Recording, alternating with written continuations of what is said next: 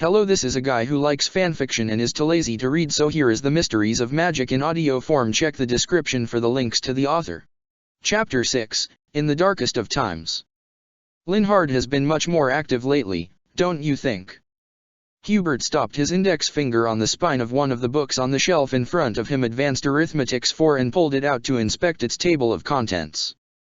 Perhaps he has found a new calling, he replied as his gaze moved across the page, closing the book with a quiet sigh when he realized that it was solely focused on black magic. I don't know about that, Edelgard called from where she stood in front of the blackboard, going over the notes from the most recent seminar. But I certainly appreciate the change. Do you think it might have to do with Constance? He paused with one hand on the book, having just returned it to the shelf. How so? Well, there has been a definite increase in her visits to the library lately. I was wondering whether they might be studying together. She would be a good influence on him, don't you think? What with her fantastic work ethic? Hubert smiled to himself. That is an astute observation, Lady Edelgard. You may be right. Constance's passion for her craft could likely inspire even the most uninspired. An incredulous laugh flowed his way. That's high praise coming from you, although I suppose you're right. She is exceptionally driven. As are you, he opened his mouth to say, but instead let out a gasp as a wave of dizziness washed over him. He gripped the bookshelf so hard that his knuckles whitened, leaning his forehead against the books as he waited for it to ebb out. A crash sounded behind him. Defying his dizziness, Hubert spun around, one hand still clenching the shelf as he tried to focus on the room in front of him. Edelgard had fallen over, knocking writing materials and ink bottles alike from the table nearest the blackboard in an attempt to keep herself from sliding down to the floor. Lady Edelgard. He stumbled forward, catching himself against a column before hurrying over to the table. Just as he reached forward to help her up, she pushed herself up by her palms and waved him away. I'm fine, she forced out breathlessly. He clenched his jaw but said nothing as he pulled back, glancing outside toward the oblivious students out on the grass before turning his head again to watch her stand up with some effort. His own lightheadedness still lingered. Lady Edelgard was doubtlessly faking it for his sake when she straightened and placed a confident hand by her waist, raising her chin proudly as she gazed up at him. Don't look so concerned, she said. It was just a dizzy spell. No, he argued, causing her to raise an eyebrow. This was not a coincidence. You know that as well as I do. Lower your voice, she said quietly, glancing toward the classroom's entrance. Or better yet, do not speak of it at all. Hubert exhaled softly. He could understand her unwillingness to discuss the topic at hand, but fleeing from the truth was not an activity she could afford in her position. You can't change the past, he said in a lower voice. For now, all we can do is use it to our advantage. I know that, she said sharply, avoiding his gaze. You do not need to remind me. Recognizing that he had overstepped, Hubert simply nodded. Perhaps she did not need the reminder itself, but he knew how much she had struggled to accept the past. Not that he could fault her, his words had been meant just as much for himself as for her. I also know that I need to steel myself for what's to come, she continued. How are the preparations going? As planned and on schedule, Your Highness. She nodded, then sighed as she crouched down to tidy up the mess caused by her dizzy spell. Good. We can't waver now, please make sure that we haven't forgotten any vital pieces. Hubert bowed deeply. Yes, Lady Edelgard. I will see to it personally. Those on the record for learning the dark arts have been noted to go through mysterious changes in both personality and appearance, losing sight of their own soul and being driven to evil as a result of the unknown forces at work in dark magic. While there has been the occasional exception to the rule, these exceptions have never been fully explored, due to their rarity.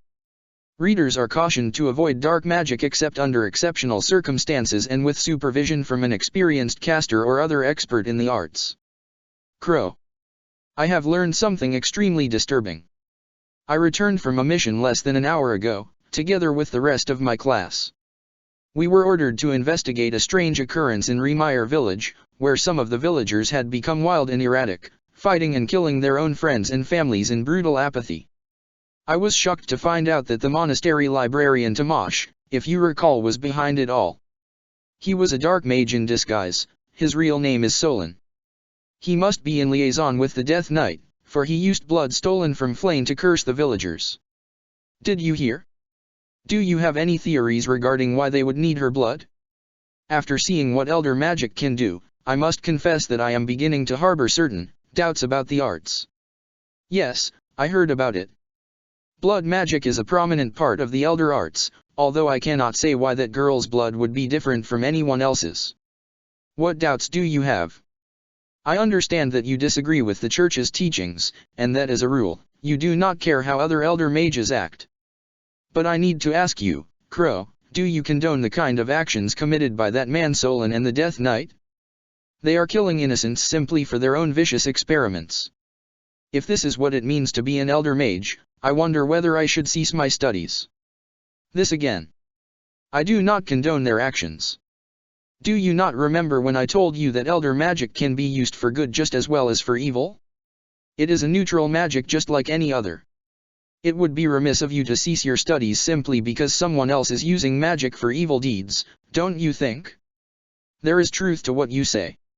However, I have never heard of an elder mage who used their powers for good. Have you? See underlined text above. Oh, please.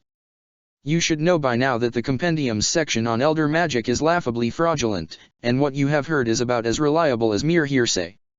But in the case that you do need more convincing, here are some uses for elder magic that are clearly at least neutral in nature. Create vivid and/or pleasant dreams. Trace remnants of powerful magic. Reverse time. Remove memories. Teleport oneself and others. Certainly all of the above can be used for evil deeds, but they could just as well be used to do good. The same can be said for a number of faith spells. You know some light magic, surely you are aware that it can be used to blind targets. With a strong enough spell, I am certain that such an affliction can be made permanent. Faith magic builds on faith in the mysterious. Elder magic builds on thorough research and shining a light on the unknown. If any magic has unknown forces at work, it is faith magic. Do not believe what has been written about elder magic in the books you find in the monastery library. Is the church truly just hiding accounts of instances where elder magic was used for good?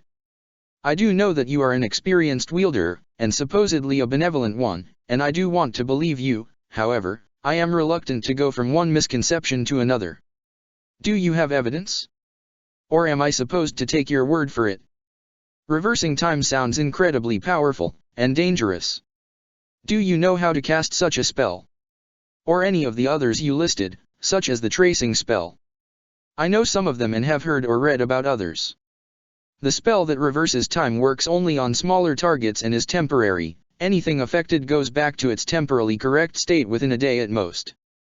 I can attempt to teach you the tracing spell, but I suspect it's one of the spells for which you would need to go through the elder ritual. Perhaps there are simpler variations that you can learn in its stead. I have attached an excerpt from an article on source spells. It was written by M. Geradius, one of the few elder mages whose works are still somewhat widely available. Although you would never find one of them in the church's library, it may point you in the right direction. See also the notes I made for you on the back of the excerpt.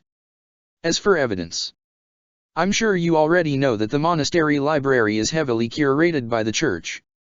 There is a reason why the only book that dares to even dip its toes into the subject of dark magic also insists on arguing that anyone who attempts to wield such power is doomed to fall into evil.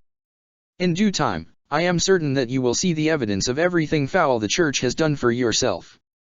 Until then, there is nothing I can tell you that will convince you if you insist on doubting my allegiance.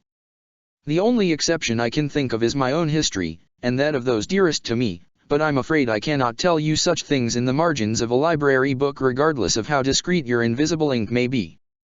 However, while I haven't yet had the chance to make a visit, I'm aware the Abyssinians have a library of their own. Rumors say that is where all the books banned by the church tend to end up.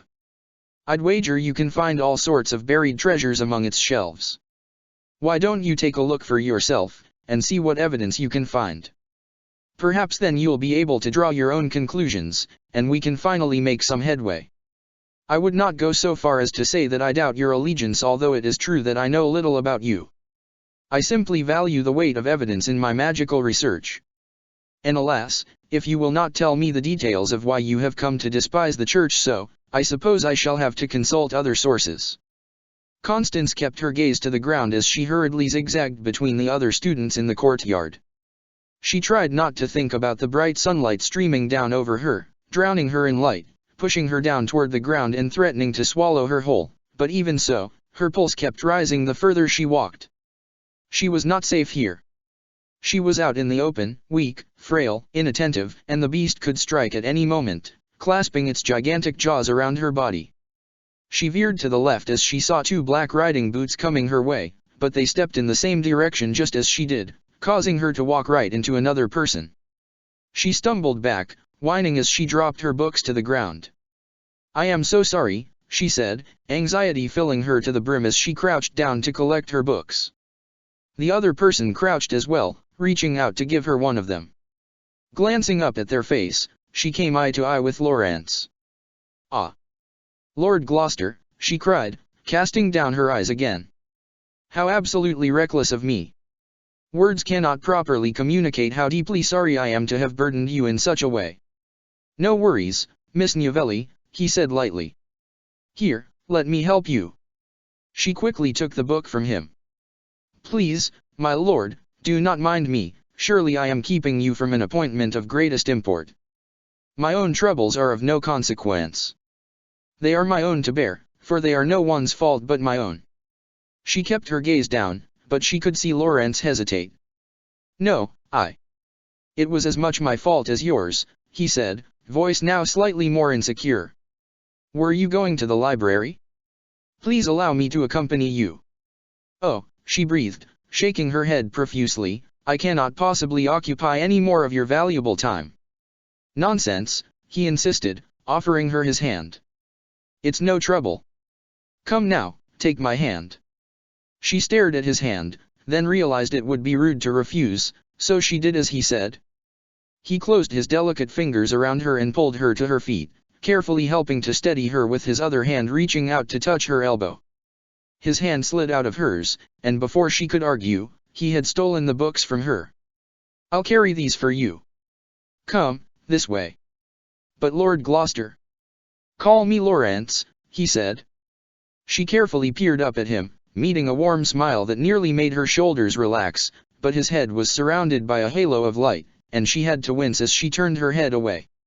"Laurence," she mumbled, feeling as though this honor was too much to bear, but knowing that it would be disrespectful to keep calling him Lord Gloucester when he had so generously offered her his given name. "I thank you, my lord." He firmly hooked her arm in his and began leading her toward the library. The pace was anything but brisk, but she would never be so rude as to inform him of it. "I was just on my way into town to procure some last-minute details for the accessories for my evening wear," Laurence said while they walked. "Finally I will have an opportunity to showcase my exquisite skills on the dance floor. These skills were ingrained in me when I was still merely a boy, my hands and feet move on pure instinct. To be sure, Lord Gloucester will not be in want of willing dance partners tonight," Constance replied quietly. "I could only dream to be 1/10 as skilled." Now, I'm sure you can hold your own in dance," he said. "Perhaps if I get a free moment, I might even ask you to dance with me at the ball." Constance cast down her eyes. "You shall have to forgive me, my lord, but I do not think I shall attend the ball tonight." "What? Nonsense. How could you willingly miss such a fantastic event?" "What could I possibly do at a formal ball?" she asked, wincing at how rude of a phrasing that was. "Apologies. What I mean to say is, I've no status, and I'm not much of a dancer. I think it would be best if I stayed put underground, far from view of anyone." "But Constance," he said, stopping abruptly to turn toward her. "The ball is an excellent place to find new connections. I was of the impression that you wanted a chance to return to nobility." She avoided his gaze, carefully studying his boots instead. "Please excuse me, my lord," she said. "Although your words ring true as ever, I would much rather stay inside and devote myself to my magical studies, although I am afraid I am not making much progress there, either." Laurence sighed, but began to walk again. "Very well. I have noticed that you have been reading quite a lot lately." Is there any subject in particular which has managed to catch your fancy? Constance swallowed. She could see the entrance to the building from here, just a few more moments, and she would be safe. Ah, she said quietly. I am exploring the library's resources on magic. Slowly, mind you, she added. He chuckled. Slowly? I beg to differ. Each time I see you, you seem to be carrying a fresh pile of books. She did not know what to say to that, she just wished that he would cease with these compliments. She didn't think that she would be able to bear them for much longer. You truly are an inspiration, he continued. I wish I had the time and patience for such involved studies.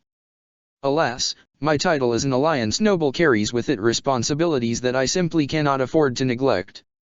They had now finally reached the shade right outside the entrance, and as the strong light faded behind the building, Constance tore her arm out of Lawrence's. Your title as a noble, is that it? She asked sharply. Oh, I see, because I have time to study, you consider me to be beneath your status. Had I been a noble like you, I simply wouldn't have the time.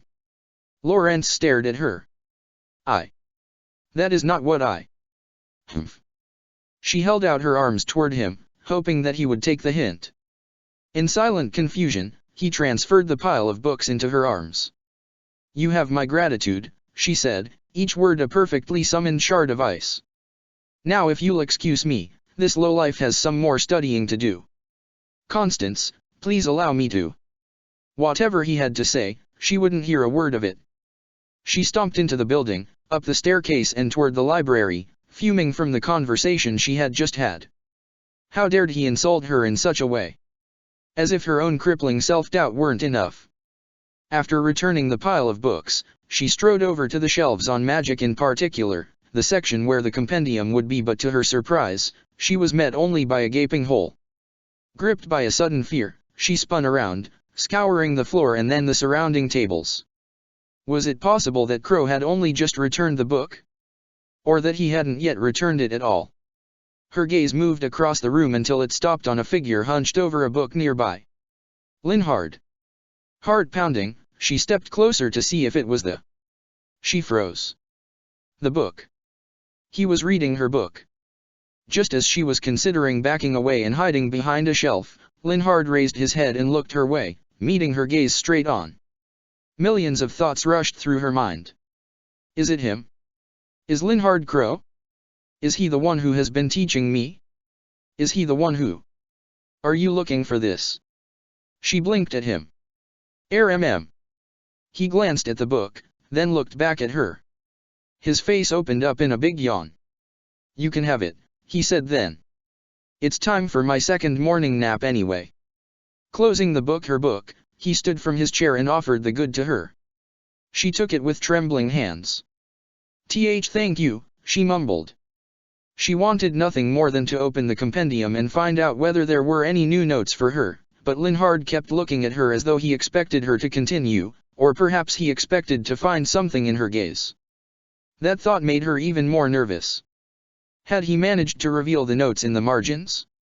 With another yawn, he left her standing in the middle of the library, exiting the room without looking back over his shoulder.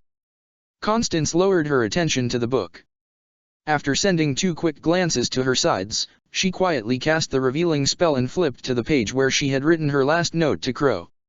Her heart almost stopped. There was a reply. Nothing crucial, just a reply to a question she had asked concerning arithmetics in Elder Magic, but still. She whispered the spell again, flipped the book closed and held it close to her chest. She could reply to his note later. At the moment, she had more pressing matters to tend to. When the idea hit her, she felt incredibly stupid for not having thought of it before. If she wanted to find out who Crow was, all she had to do was compare handwriting. Thus, that was what she set out to do, and her first order of business was to find something written by Linhard. Much as she hoped he wasn't Crow, he was her main suspect so far. Why would he have been reading the Compendium of Light and Dark? Why had he so casually asked if she was looking for it? It made no sense, unless he was Crow and enjoyed toying with her. However, she couldn't be too rash. She needed hard evidence. If she simply went with her intuition, she was no more a researcher than she was an elder mage. She went to the Black Eagle's classroom first, hoping to find a leftover note on the desk where he used to nap during classes, but to no avail. Chewing thoughtfully on her bottom lip as she looked around the classroom, she considered her alternatives. She obviously couldn't simply walk up to Linhard and ask him for a handwritten note. If he truly was Crow, she would reveal her knowledge of it then and there, possibly leading to him pulling away from her or worse, and if he was not, he would think her crazy. If he truly was Crow, she needed to find out without his knowledge. Having the upper hand over such a mysterious figure could surely be of use. What other places could he have left a note? Well, she didn't appreciate the idea, but there was one other place she could think of. The sunlight was still strong when she left the classrooms and headed in the direction of the dormitories, but this time, she kept her gaze raised high enough that she didn't have to run into anyone else, and she made her way there without incidents. She exhaled a long breath in relief as she reached the shade again. Linhard's room was on the first floor, in the middle section of the dormitories. She took a moment to place her ear against the door and listen for any signs that he was in there, but quickly realized how futile that was. If he was inside, he would either be sleeping or reading, and neither of those activities made any sound. She could either hope that he wasn't there, or try another day when she was certain that he wasn't. Constance had never been the patient type. She tried the door. No luck, it was locked. Did she know any spell that she could use, that wouldn't burn the door to a complete crisp or leave a suspicious-looking hole in the middle? Or would she have to resort to other means? Reaching into her hair for a hairpin, she crouched down in front of the door. This couldn't be too difficult, she had seen Yuri do it plenty of times. Damn her for never asking him to teach her, but, no matter, she could teach herself. She was just about to fiddle the hairpin into the lock when a shadow darkened her vision. "Would you mind telling me why you are attempting to break into the dorm room of a fellow Black Eagle?" Constance immediately pulled out the pin and stood up straight, catching herself against the door as casually as she could. Hubert stood just a few feet away, watching her as she hid the pin behind her back. His demeanor was as calm as always, yet she could discern a quirk at one corner of his mouth that wasn't usually there. "What? Me? I am doing no such thing," she exclaimed, quickly fastening the pin to the back of her dress so that she could show him her empty hands.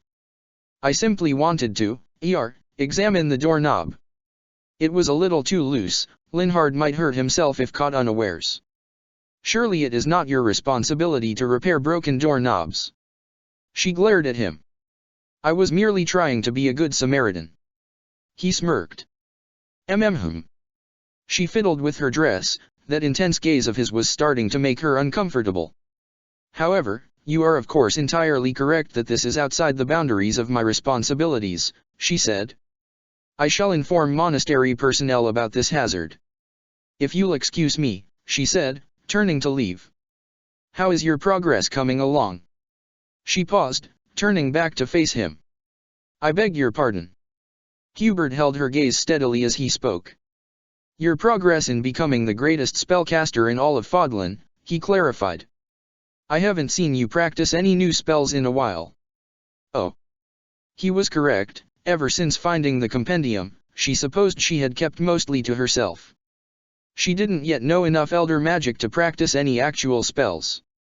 To Hubert, Edelgard, and the other students, however, it might seem as though she had given up on her aims completely. "I am making good progress," she said with a confident smile. "Such good progress, in fact, that I am certain that Lady Edelgard shall be quite satisfied with my latest achievements." What was she saying? She didn't have anything new to show the Imperial Princess.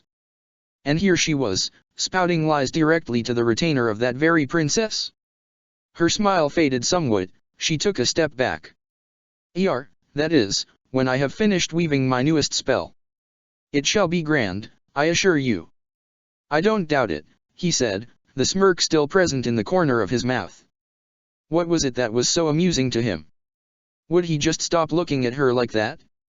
It made her feel as though he knew something she didn't, as though he could see right through her lies. What if he could?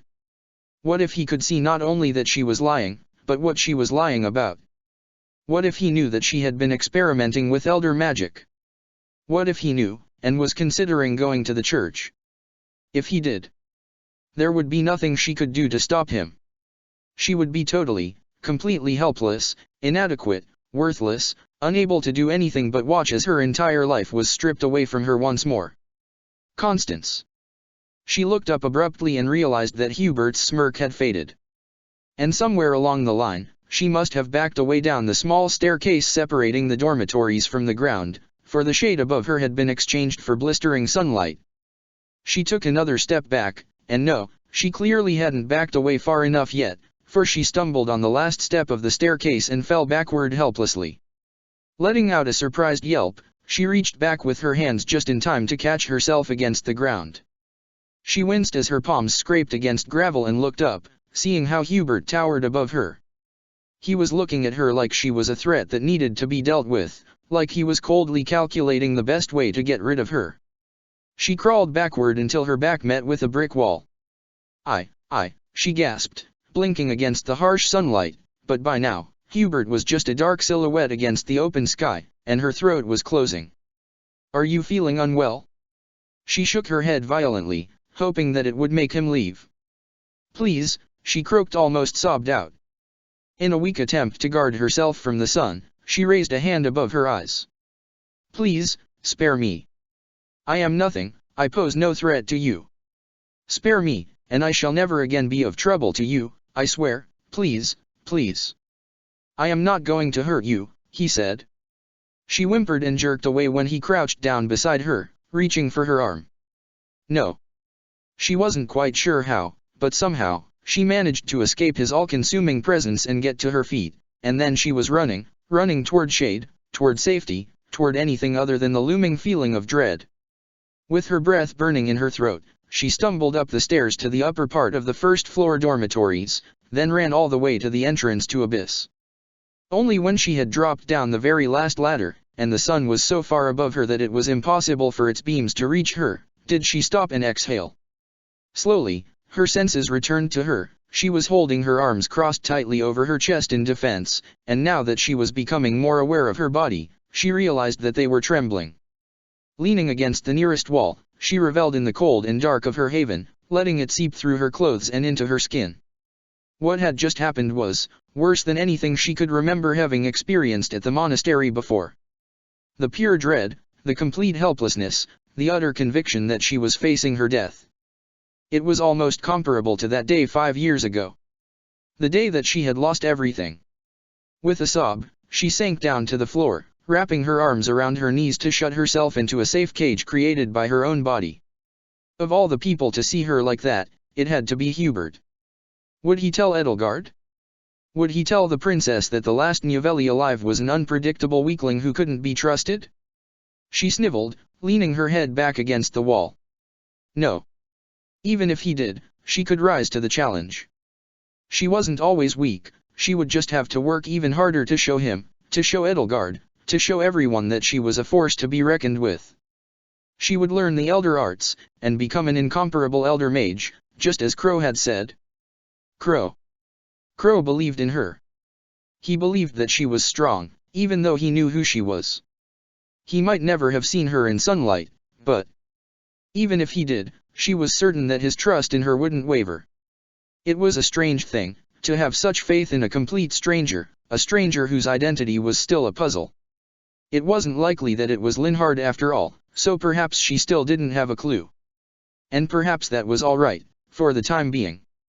With another snivel, she pushed herself to her feet and reached into her bag. The familiar shape of the compendium helped ease her mind further. Crow would be there, would believe in her. He could bring her spirits back. The women's quarters were empty. Constance seated herself by the desk, brought out her special ink and the compendium, and cast the spell that revealed the notes in the margins. All at once, the book came to life before her, and the straight, precise lines of Crow's words brought stability to her mind. She turned the page to an empty space. With the quill resting in the air right above the paper, she took a moment to consider how to phrase what she wanted to say before she began to write. "Do you have something to fight for, Crow? Something keeping you afloat even in the darkest of times?" "I do. I have a singular drive that pulls me out of bed each morning and keeps my spirits high even when the world around me threatens to drown me in sorrow. Usually, this drive is strong enough to hold me together and keep me on pace. Sometimes, however, the struggle is true and harsh. At those times, it can feel as though I shall never succeed, as though I shall remain at the bottom, powerless and weak, and die in the mud as a failure. Alone. I am not writing this to receive your pity. I am writing this because, as odd as it may sound, you are becoming part of what drives me forward. I simply wanted you to know that I appreciate everything that you do for me. You have opened up a new and incredible world to me that I would never have delved into if it weren't for you. Thank you.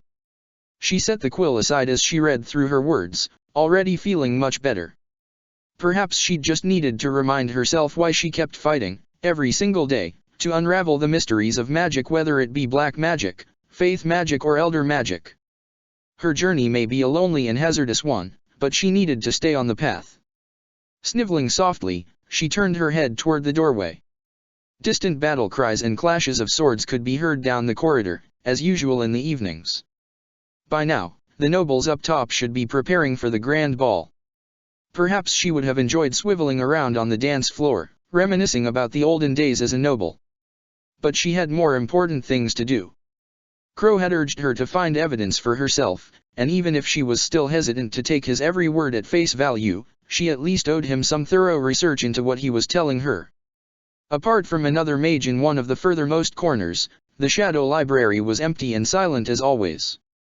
Constance let her gaze move across the abundance of overflowing shelves with a deep sigh. This library wasn't nearly as perfectly curated as the one in the monastery, a gift as well as a curse. While it meant that she could potentially stumble upon diamonds, it would also be quite burdensome to sort through all of the worthless forgeries and unintelligible notes in the hope of finding something worthy of her time. As far as she could tell, the sections weren't even sorted. One book might cover ancient botany, only for the one next to it to go into depth on rumored relationships between the noble families of Faerghus. Anything she picked up could prove to be invaluable, however, considering that books on the elder arts were highly restricted in the monastery. Even the compendium, which boasted with its incredible depth on the other magical fields, had a dark magic section that spanned a mere handful of pages. But since there was no order whatsoever in the Shadow Library, if she wanted to find anything of value, she simply needed to begin with one shelf and continue until she hopefully struck gold. Lighting a candelabra in one corner with the flick of a wrist, she set to work. She knew very well that the monastery library held questionable information.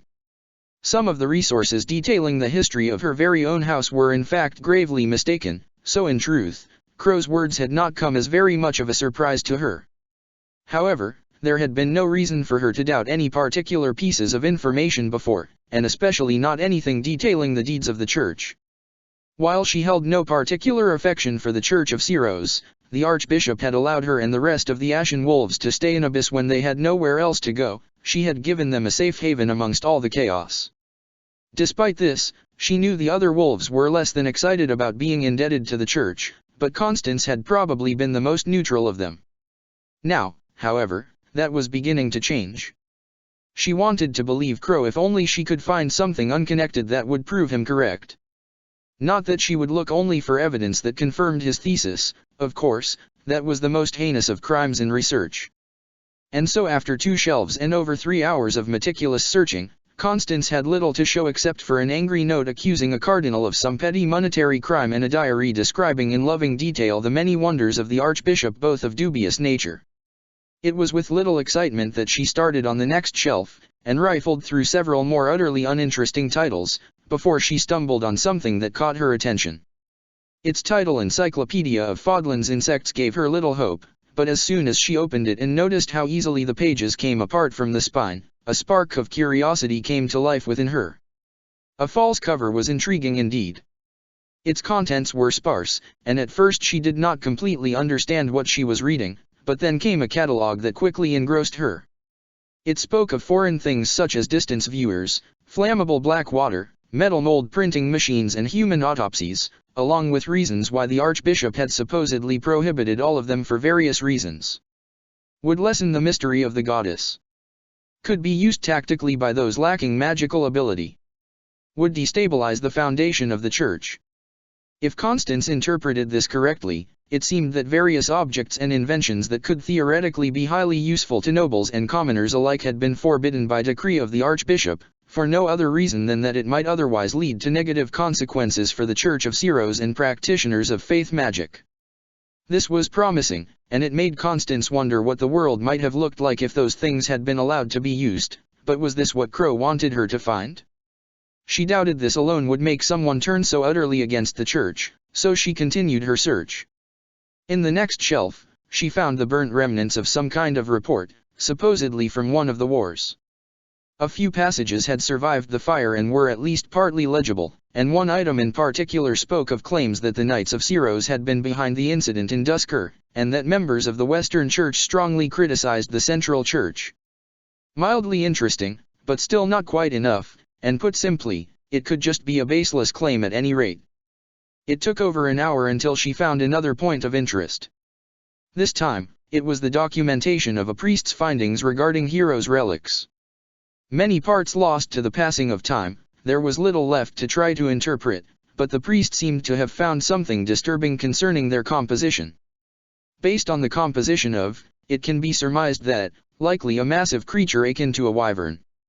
However, strength is beyond compare to that of wyvern bones. They are more durable than all materials other than crucible steel, making them ideal for crafting weaponry, and absolutely, inhabiting, difficult to conceive, but one theory. It is possible that, the goddesses, have potentially. Heroes' relics have been found that are not linked to the 10 elites. Could it be that others were gifted this power by the goddess as well? Perhaps the disturbing, that the relics were not gifts from the goddess. Additionally, the same crest stones. Many of my hypotheses. I am desperate to find the truth of it all. I dare say the goddess would not wish for me to learn more than I already have. It was unclear what exactly the priest had found, but judging by how it had stirred them, Constance had to assume that it was controversial in some way. The idea that there were heroes' relics not linked to the 10 elites suggested, as the priest seemed to propose, either that the goddess had granted relics to other people as well, or that someone else had managed to reproduce weapons with similar attributes. If the latter was true, what did that say about the mysterious powers of the goddess? She was all alone in the Shadow Library now, and with only the eerie silence as her company, Constance was beginning to feel something that could almost be described as dread. This was not what she had expected to find, and she didn't think it was what Crow had had in mind either. How was she supposed to interpret these findings? Now unable to stop searching, she went on with more vigor than before, until finally, she found a torn-up journal, with many pages either ripped out or scrubbed off so that the scribbles were completely illegible. A few fragments remained, however, and as Constance's gaze moved across the last couple of pages, she felt the uncomfortable feeling grow in her chest. This was supposedly the journal of someone having experienced the War of Heroes firsthand on the side of Nemesis. It appeared and now described what events occurred afterward. It has been several months since King Nemesis was defeated, and the tides of war have turned from bad to worse. All that is left for us is to disappear into the muddy waters Syros has created. I somehow escaped with my life, but I fear the end is near. My life, along with my sacred weapon, will unquestionably be forfeit. Why does Syros despise us so? What did King Nemesis do to incur such unyielding wrath? There was little detail left in the intelligible text, but what could still be surmised was concerning. What was this about muddy waters that Syros had created? And what could the saint have done to the author and her companions that merited being described as unyielding wrath? Constance carefully closed the journal, staring blindly at its front. This was still too little to go on. Was there truly nothing more definitive than this? What she had found so far was incriminating to say the least, but many of the texts were so old that they could hardly bear any significance to Crow's personal history. Could they? Growing more and more uncomfortable, Constance scanned the shelves ahead, considering whether she could defensively step back and let all of this sink in before continuing at a later time, but something 2 shelves away caught her attention. Slowly getting up from the stool where she had sat while reading the journal, she placed said journal back on the shelf before walking over to grab a folded piece of parchment that stuck out slightly between 2 books. In stark contrast to the other documents she had found so far, this one was almost pristine. It couldn't be more than a few months old, at most. Half hoping it would simply be a recipe for porridge, Constance unfolded the parchment and winced as she began to read. No, this was clearly no recipe. 05/31 Victim renounced by Ab, stated death was divine punishment for wielding HR without being worthy. When asked whether the subject would share the same fate, Ab denied it. Subject is worthy. Subject told to keep event under wrap to avoid unrest. Remaining son now carrying HR. She read the note several times over. The end of verdant rain moon. That was when the Black Eagles had gone on their mission to take care of Sylvain's older brother. He had been consumed by the relic of House Gautier, and they had been forced to kill the beast he had turned into. Was the eldest Gautier's son the victim? And if so, was Ab, the archbishop?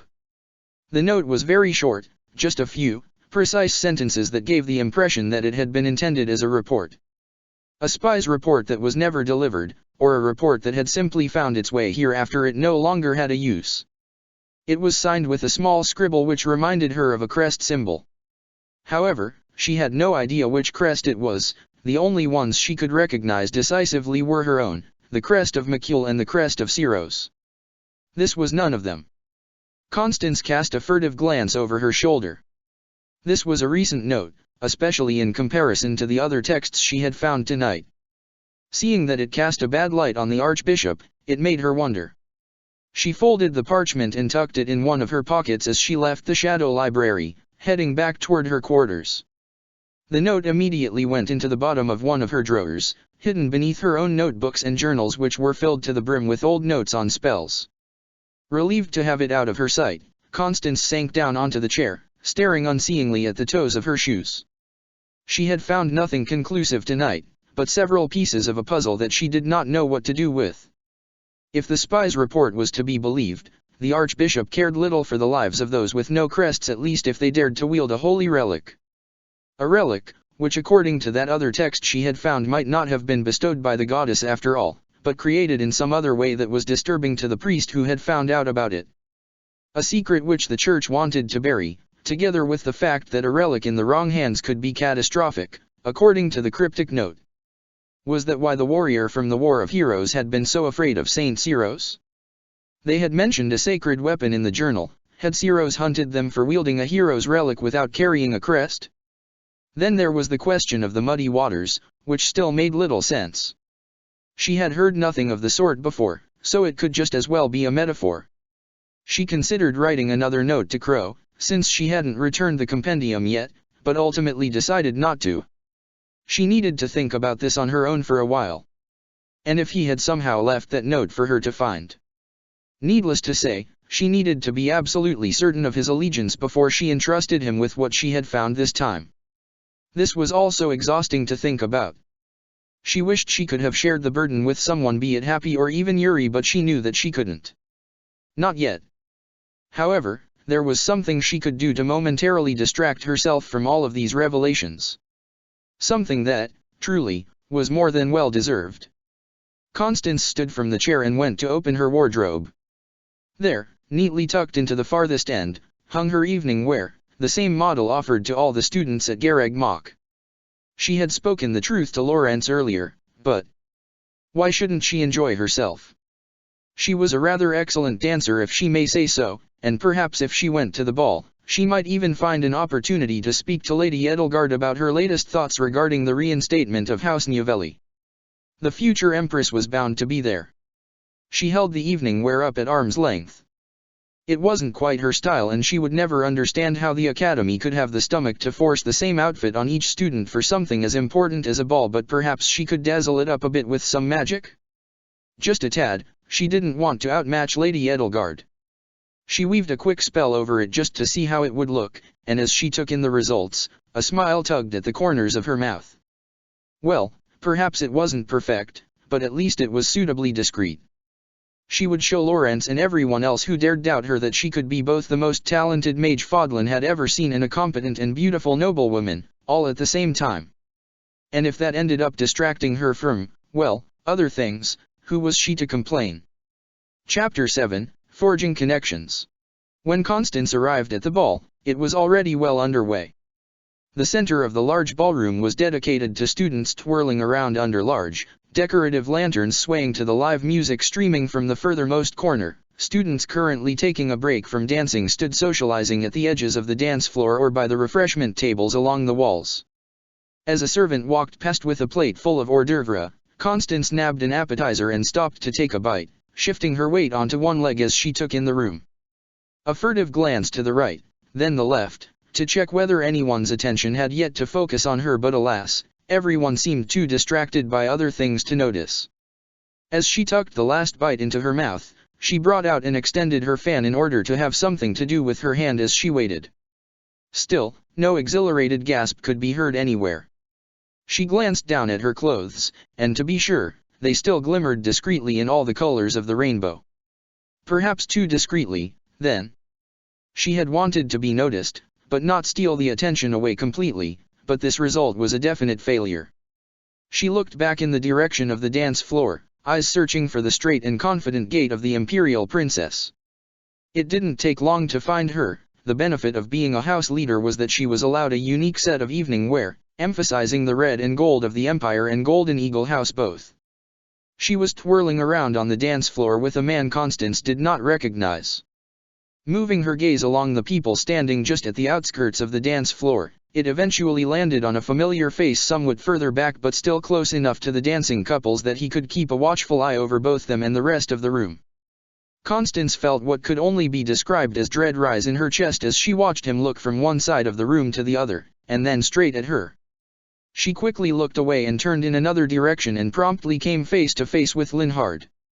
"Eek," she exclaimed, throwing a hand over her mouth and immediately jumping back a step to widen the distance between them. He blinked at her impatiently. "Good, you're here," he said unceremoniously. Having overcome her initial shock, Constance started fanning herself as she looked at him in suspicion. She had still not quite decided whether to consider him a suspect or not, but she figured that it made more sense to be on the safe side rather than be sorry later. "Yes. I wanted to ask you something." She instantly froze. "Oh no. Goddess, if you exist, please let it be something inconsequential. Please, oh please, do not let it concern the compendium." According to the monastery's records, he continued rather impassionately, "you bear the crest of Mikul. Mikul was one of the 4 saints, so I was hoping you might have some inside information on the rest of the saints." Constance's eyes narrowed. While this was in no way related to the compendium, it did nothing to silence the alarm bells in her mind. What in the world did he want with that kind of information? "Certainly not," she said, hoping that her voice didn't reveal too much. "Aren't those records meant to be access restricted?" Linhard's gaze darted away for just a moment. I took on an apprenticeship under Hanneman. It's all in the name of research." He looked back at her. "So you don't have anything for me?" The question, "Why do you ask?" was on the tip of her tongue, but she stopped herself in the last second. The last thing she needed was for him to be intrigued by her defensiveness. She did not, could not, would not discuss her crest with anyone, much less Linhard. Who knew what conclusions he would draw? So instead, she put on a smile. "No, I'm afraid not. I do not know much about either my crest or Saint Mikul, and I am utterly disinterested in learning more." Perhaps that had been a touch too defensive after all, she realized when Linhard's eyes narrowed slightly. But then he broke into a large yawn, and her muscles slowly relaxed. "Fine," he said tiredly. "I guess I'll have to keep looking for books about the saints. So far I've been unable to find anything substantial. I know Seath curates the library, but I don't understand why he would remove texts about such holy figures." He trailed off with a frown. "Who knows what the church's end goals may be," Constance said with a weary hand wave. "I'd not put it past them to censor even the most harmless of information, were such censorship the slightest in their favor." Only when Linhard tilted his head to the side in curiosity did she realize what she had just said. She tensed up again, blinking at him as she tried to come up with a way to salvage the situation. "And by that, I mean to say, I think you may just have a point," he said, nodding in something that might be described as excitement. "They say history is written by those who hold the power. Although the church rarely involves itself in our politics directly, I'd argue it's one of the most powerful institutions we have in Fodlan. They might have their reasons for editing historical texts. Constance paused. She had worried she might have been all too forthcoming with her views, but apparently Linhard was unaffected. Could that mean? Crow wouldn't be so obvious about his dismay for the church out in the open, would he? Either that, he continued, or Tomasz Solon removed texts from the library. That might have been why he masqueraded as a librarian in the first place, to get close to the monastery's resources. Would Crow attempt to backpedal in case he said more than intended? You know, Constance, Linhard said, causing her to snap back to attention. I used to think I would be comfortable with all manner of experiments, so long as they provided useful results. But when I heard of Solon's work, well, I realized I'd not considered the moral and philosophical boundaries of what all manner of experiments might mean. She blinked at him as she processed what he had just said. Experiments? What was he hoping to achieve with this line of reasoning? Perhaps she was being too suspicious of him, but the mere possibility that he might be Crow was enough to make her question everything he said. Was this a test? Was he attempting to evaluate her moral stance on what Solon had done with Flane's blood? But then, she had already made crystal clear what she thought about it all. He wouldn't ask her something he already knew, would he? Unless he wanted to see her reaction. On the other hand, what other reason could Linhard possibly have for speaking to her about this? They were certainly not close, all they shared was the Black Eagle's house and their interest in research, at the most. Sorry, he continued when she didn't reply.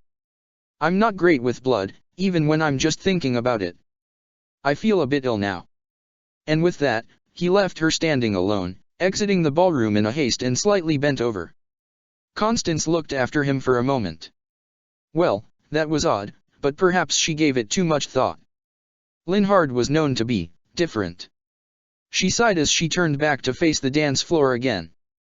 Edelgard was still dancing, this time with a different man, and Hubert was still keeping watch. Well, she wasn't exactly excited to see him again, but if no one was going to compliment her on her magical clothing, and Edelgard insisted on being occupied dance after dance, perhaps Hubert at least had a clue whether the Imperial Princess would be available soon. She took a deep breath, grabbed a glass of wine from a nearby servant's platter and made her way toward Hubert with a secure smile on her lips. If last time he had seen her had been colored by her anxiety, this time, she would dazzle him with her confidence. He was dressed in the standard evening wear, which fit him strangely well considering that he seemed like the kind of person who had been born to wear a dark hooded cape, something akin to what the more sinister of the Abyssinians used to wear when they wanted to melt into the darkness. But then, despite Hubert's more sinister undertones, she supposed he was ultimately a noble, and as such, he knew how to carry himself in formal wear. Subtly taking place beside him, she turned to look at the dancing couples again, not greeting him with so much as a word. She could feel his gaze on her for a moment, but he did not speak either. She would not be the first to speak. To distract herself, she fixed her absolute attention on Lady Edelgard. The band was currently playing a waltz, and the princess danced with utmost precision and grace. She was smiling beautifully as she spoke with her dance partner, but there was little true happiness in her eyes. The smile stayed the same even as she thanked her partner for the dance, even as the next person sidled up to her with a request, yes, even through the next dance, and the one after that, and the one after that as well. Edelgard's footwork was quite elegant, which was to be expected, of course. Her dancing looked smooth and effortless, reminding Constance of the balls held by her family when she had still been just a young girl. How blissful those days had been, twirling around in joy, playfully rejecting the young men asking her to dance in favor of trying to get her brother to dance with her. Even so, she had had her fair share of being invited to dance, when she was still a noble. Since then, well, there were very few balls held in Abyss. Constance pouted as she watched the princess move elegantly across the floor in the arms of yet another man. Why were they all so adamant to dance with Lady Edelgard? Granted, Her Highness was remarkably beautiful, a competent dancer and a wonderful conversational partner, but so was Constance, and where was her line of suitors? No one had asked her to dance yet. She glanced furtively at Hubert. He stood completely still with his hands behind his back, gaze alternating between watching Edelgard and systematically taking in the ballroom. Even now, at a leisurely event such as this, he was keeping an eye out for trouble. She understood that he took his responsibilities as the princess' right hand and protector seriously, but could he never relax? After a moment, his head turned slightly, and his gaze slipped down to look at Constance.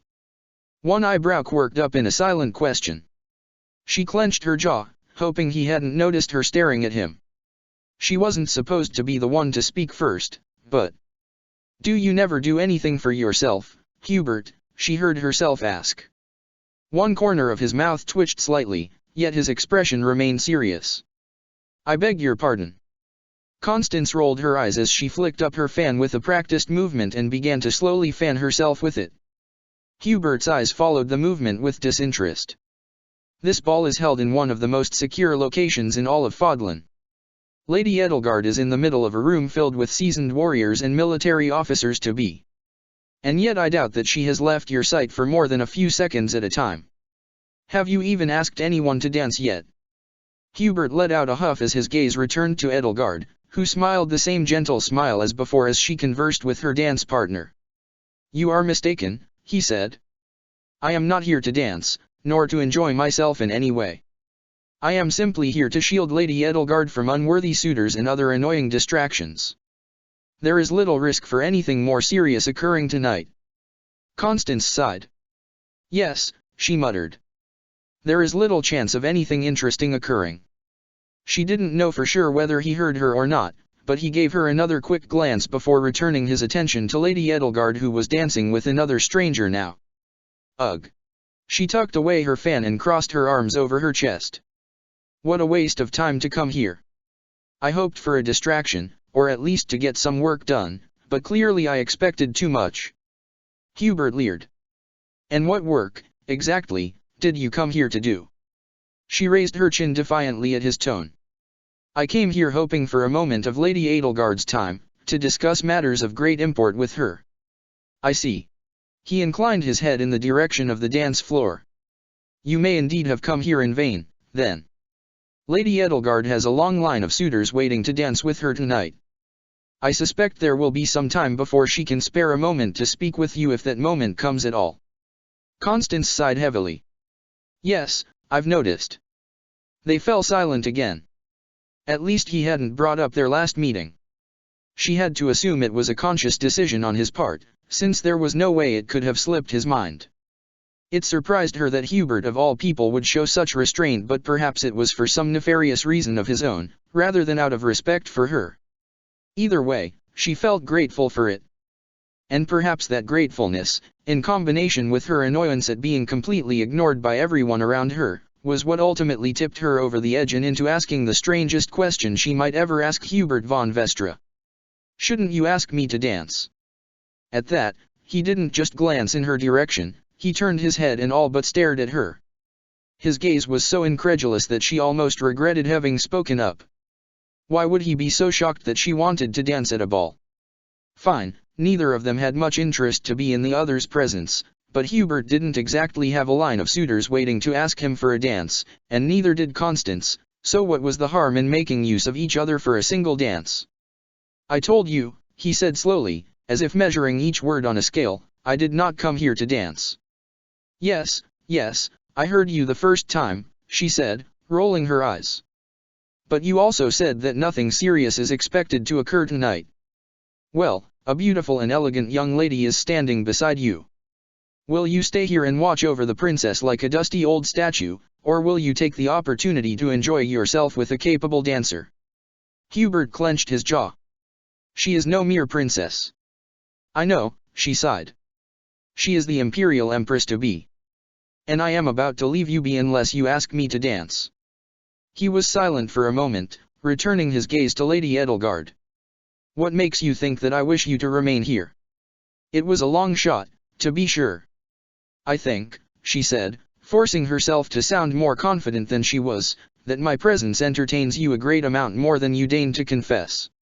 In fact, I think that you are infinitely more entertained with me here than you were without me." After all, when she found him, he had been standing alone. Surely having a capable conversational partner by his side was preferable? When he said nothing in response, she mustered the courage to glance up at him. To her surprise, she found him smirking. He turned, meeting her gaze, and gave a shallow bow.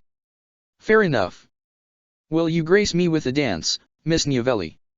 She turned to him in surprise, blinking at the hand he now extended toward her. That had worked.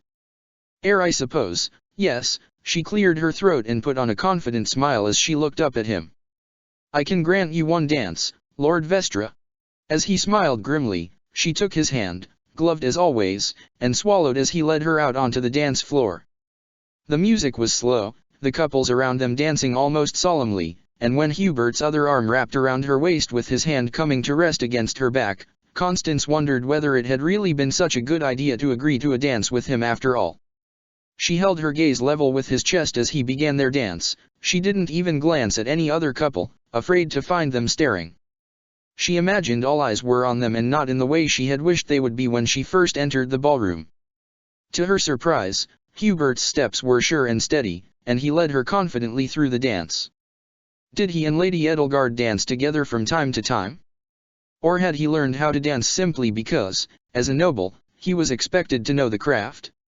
When little over half a minute had passed, and Constance was reassured that none of the other couples had stopped to stare at them, she raised her gaze. Hubert's flicked over to meet hers. "If I had known that asking you to dance would cause you to fall silent, I would have asked sooner," he said, a smirk growing on his lips. Constance felt her cheeks warm. "Oomph," she muttered, looking away. "However, we might as well make use of this occasion," he continued. "What matters were you hoping to discuss with Lady Edelgard?" She scoffed. "Oh, please. You have no interest whatsoever in either my woes or my grand plans." He guided her into a steady whirl, catching her safely at the end and holding her still both in his arms and with his gaze as he said, "Try me." Constance looked up at him with a scowl as she considered his offer. So far, Hubert had done little to show that he was sincerely interested in what she had to say. There was a definite risk that anything she said to him would die there, never to reach Lady Edelgard. But seeing that said lady had been incredibly busy lately, perhaps this was her only option for the time being. She raised her chin and took on a confident smile, hoping that he would see the dedication in her eyes as she looked up at him. 5 years have passed since the fall of House Novelli, she said with as much feeling as she could muster. During this time, I have been hard at work dedicating myself to advanced magic studies. As you have already seen with your own eyes, I excel in both battle magic and spell creation. For every day that passes, I grow more and more powerful, more and more valuable as an asset to the Empire. Not to mention, I am ever loyal to the Imperial household.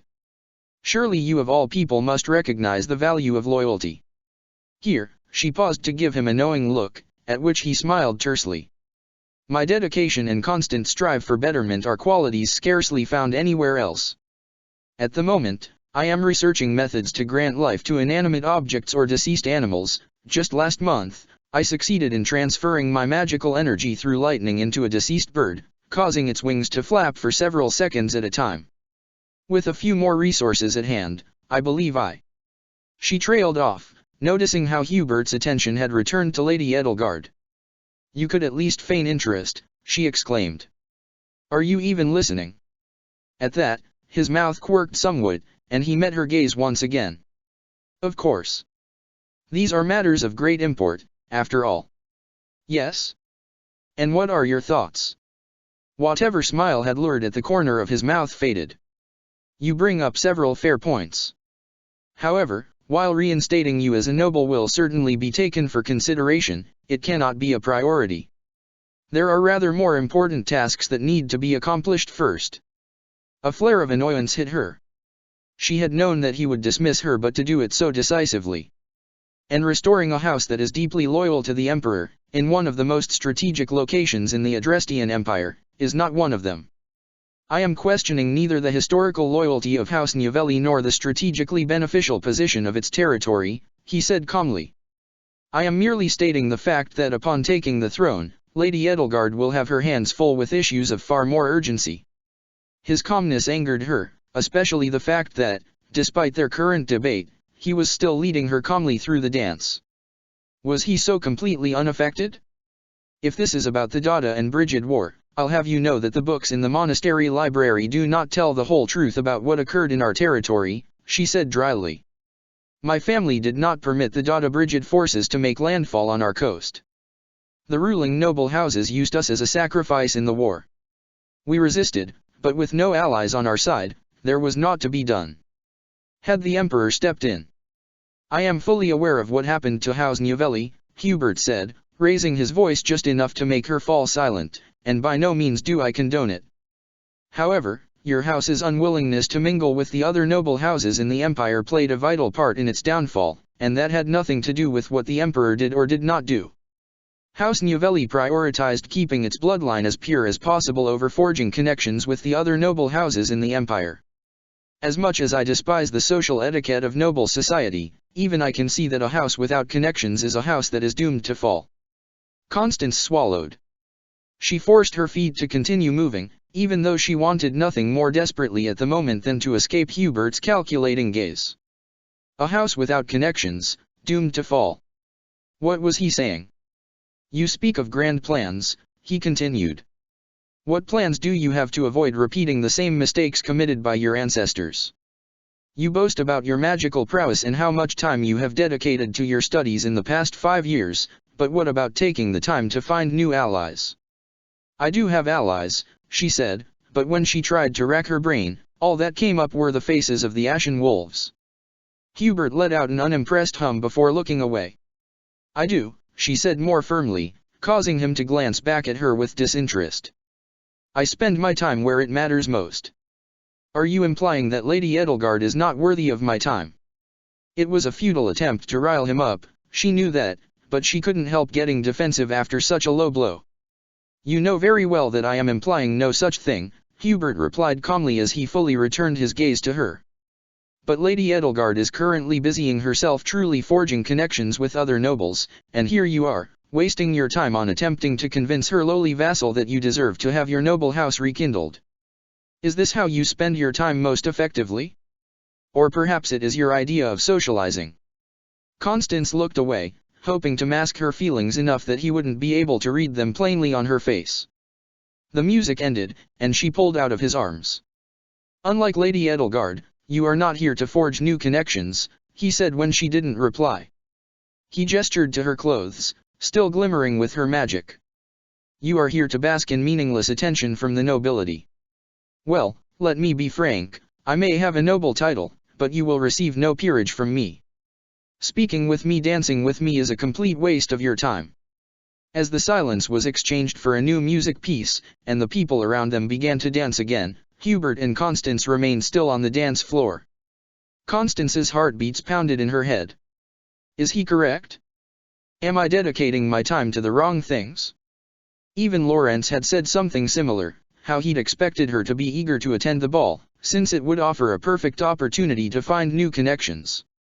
But could connections with other nobles really be all there was? Could that really be all that Lady Edelgard valued? It was certainly not all that Constance valued, although, considering her recent behavior, could she truly say that with honesty? Had she not gone to the ball to garner the attention of other nobles? No, she reminded herself. She had gone to distract herself from the confusing, dizzying results her research and her communication with Crow was leading her to. She had gone in search of a single light-hearted evening amidst all the chaos. While she may not have found what she was looking for, it would be untruthful to say that she had attended the ball for vain reasons. Even her ambitions to speak with Edelgard once again were a crucial step on her way toward enlightenment. Without resources, how could she ever make reality of her most advanced and demanding spells? No. She was not wasting her time. Not even speaking to Hubert was a waste of time. If anything, it had made her more determined to reach her goals, not less. Allies were important, yes, but they were not the only thing that mattered. You are wrong, she said quietly. Pardon. Drawing in a deep breath, she raised her gaze to meet Hubert's. He watched her intently, waiting for her to speak. You are wrong, she repeated, more firmly now. I am not here to bask in noble attention. My exact reasons for being here are none of your concern, but know this, I am not just some vain, second-rate mage with pointless ambitions and little patience. My magic will change the empire, nay, the whole of Fodlan for the better. It is up to you whether you want me as your ally on that journey." She spun on her heel, starting to leave the dance floor, then paused. "And for your information," she added over her shoulder, noting with slight surprise that Hubert was smirking again, "the connections I am forging are so far from mere noble acquaintances that your suggestion to find new allies at a formal ball is, quite frankly, laughable. My connections have true power, and they are more than willing to share it with me." With that, she finally turned away from the retainer and strode decisively off the dance floor, her steps feeling more light and sure than they had in a long time. On her way back to Abyss, Constance noticed an open window on the second floor of the dormitories, revealing laughter and chatter from what sounded like a surprisingly large group of people. Strange, had the ball not been enjoyment enough? She considered ignoring it, but the Novelli curiosity got the best of her. Coming up to the second floor, two giggling students swiveled past her so quickly that they nearly toppled her. She let out an indignant sigh before walking onward. Students were standing around the corridor chatting, some with glasses of wine in their hands. If a teacher caught wind of this. As she walked on down the corridor, music reached her ears. It sounded like a guitar and someone singing, and during certain parts other people jumped in and sang along as well, greatly out of tune, to say the least.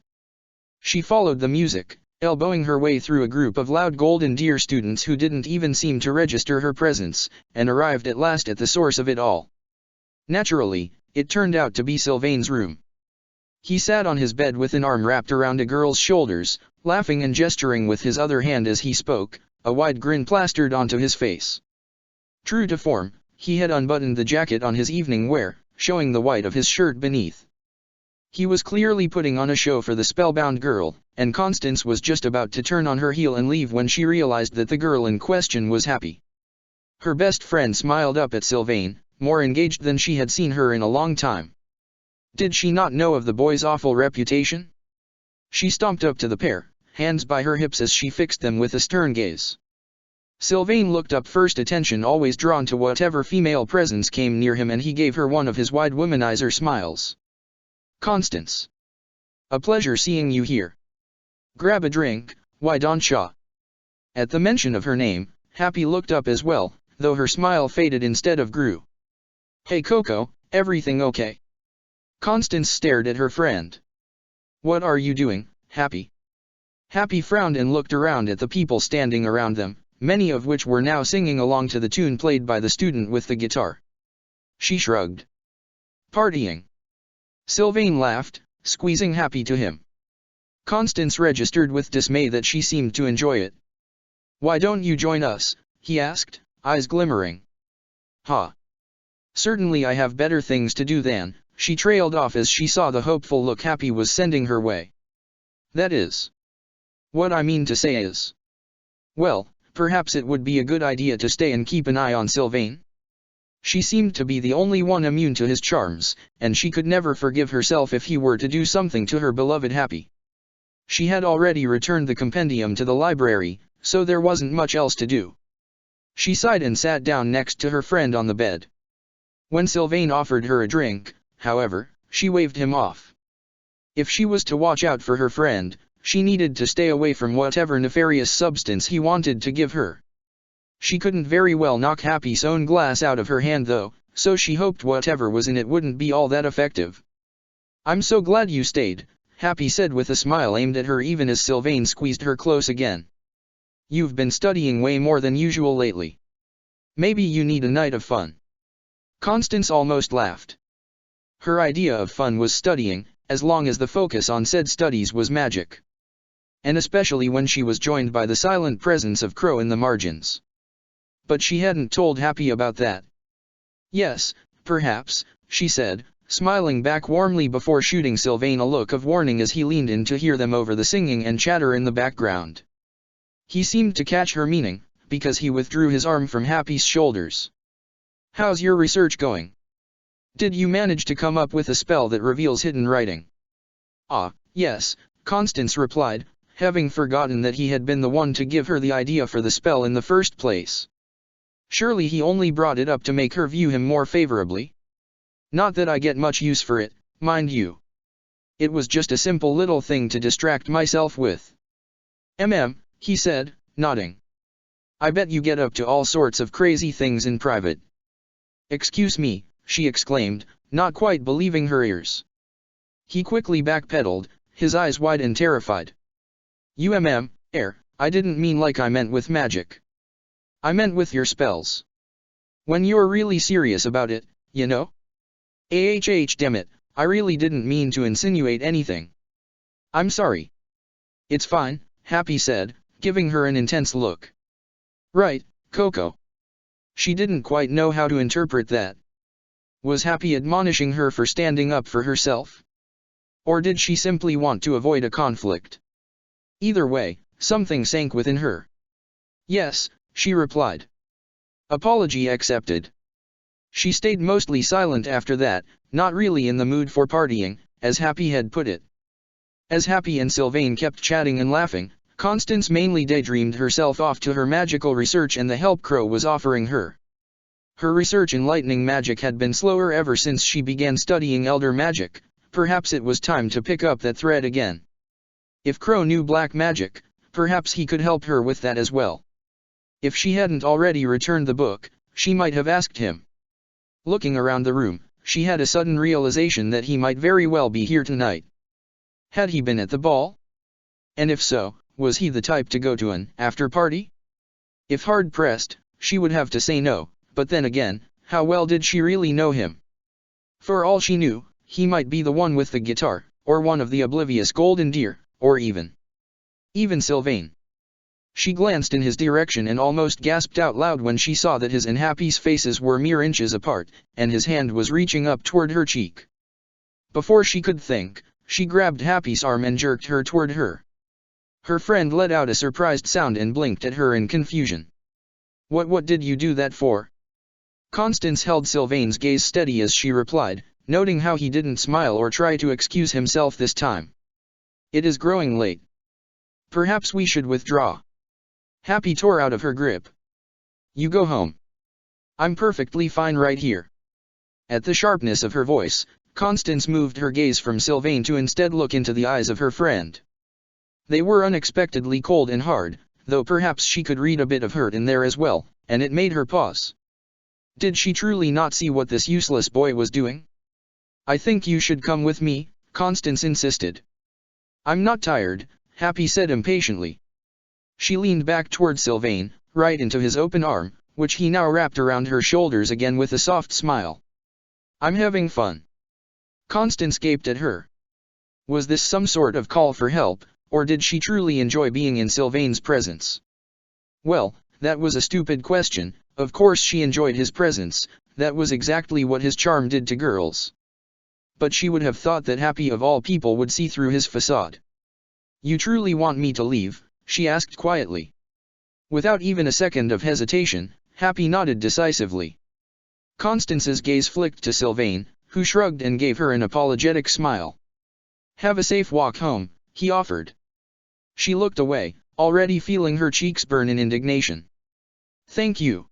As she rose from the bed, she caught Happy's gaze again. If you aren't home in 2 hours, I'll send Balthus. At that, Happy actually laughed. Oof. Fine. I'll see you later, Coco. Constance nodded. You will.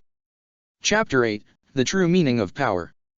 As Constance passed by below Sylvain's window on her way back toward the entrance to Abyss, she could not help but glance up and try to discern the words spoken by the various voices flowing out from inside his room. She thought she could hear laughter that sounded distinctly like Happy's, but it might just as well have been her imagination. With a sigh, she turned her gaze forward again. What was she supposed to do about Happy? Was she simply supposed to place her trust in the Gautier? He had proven to be of some worth by aiding Constance in her studies, so perhaps the rumors about him demanded a closer examination. If he could treat her Happy well, no one would be happier than Constance to admit being wrong. Still, it seemed a folly to trust someone when all the evidence weighed against him. Perhaps she should consult Yuri. She felt herself smile somewhat bitterly at the thought. To think she considered going to him of all people. But it was true that he was a rather excellent judge of character. He knew how to separate the wheat from the chaff. It wouldn't be pleasant to ask for his help, but, for Happy, She would do anything. She was so deeply engaged in her own thoughts that it took her several minutes to realize that she had walked quite far past Abyss' secret entrance, drawing to a stop just as she reached the bridge leading to the cathedral. She huffed quietly at herself as she moved to turn around, then let out a shocked yelp as something cold touched against her throat.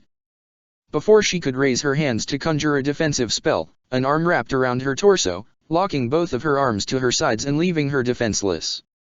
That was a blade pressing up against the underside of her chin. She was certain of it, and if she screamed, her assailant might very well slit her throat. She was completely locked in against their chest with no way to get loose. Who are you? What do you want?" she gasped out as she tried to struggle free to no avail. "Nothing," a low voice replied right by her ear. This time, Constance exhaled sharply, feeling her body go cold all at once. She recognized that voice. The assailant released her and took a step back, leaving her with plenty of room to spin around and face him. And face him she did with a vengeance. "What in the world would give you the right?" she exclaimed, feeling her clenched fists become wrapped in the force of her magic without much effort on her part. "I could have fried you through and through. You do not simply sneak up on someone in such a crude way." Hubert had the audacity to roll his eyes as he crossed his arms over his chest. He still had the evening wear on from the ball, just as she did. "Be thankful that it was me and not someone with less pure intentions. I already knew full well how inattentive and reckless you could be, but so completely oblivious to my presence as you have been for the past several minutes. I am beginning to wonder whether you will do more harm than good in the Black Eagle house." Constance let out an offended gasp. "Excuse me. Do you suggest that I should foster skepticism and doubt as to the allegiance of my own housemates? I could have been an enemy spy or assassin. Do you really think the monastery's defenses are impenetrable? If so, I have given your intelligence too much credit in the past. I could have taken you if you had not resorted to such crude strategies." "Oh really?"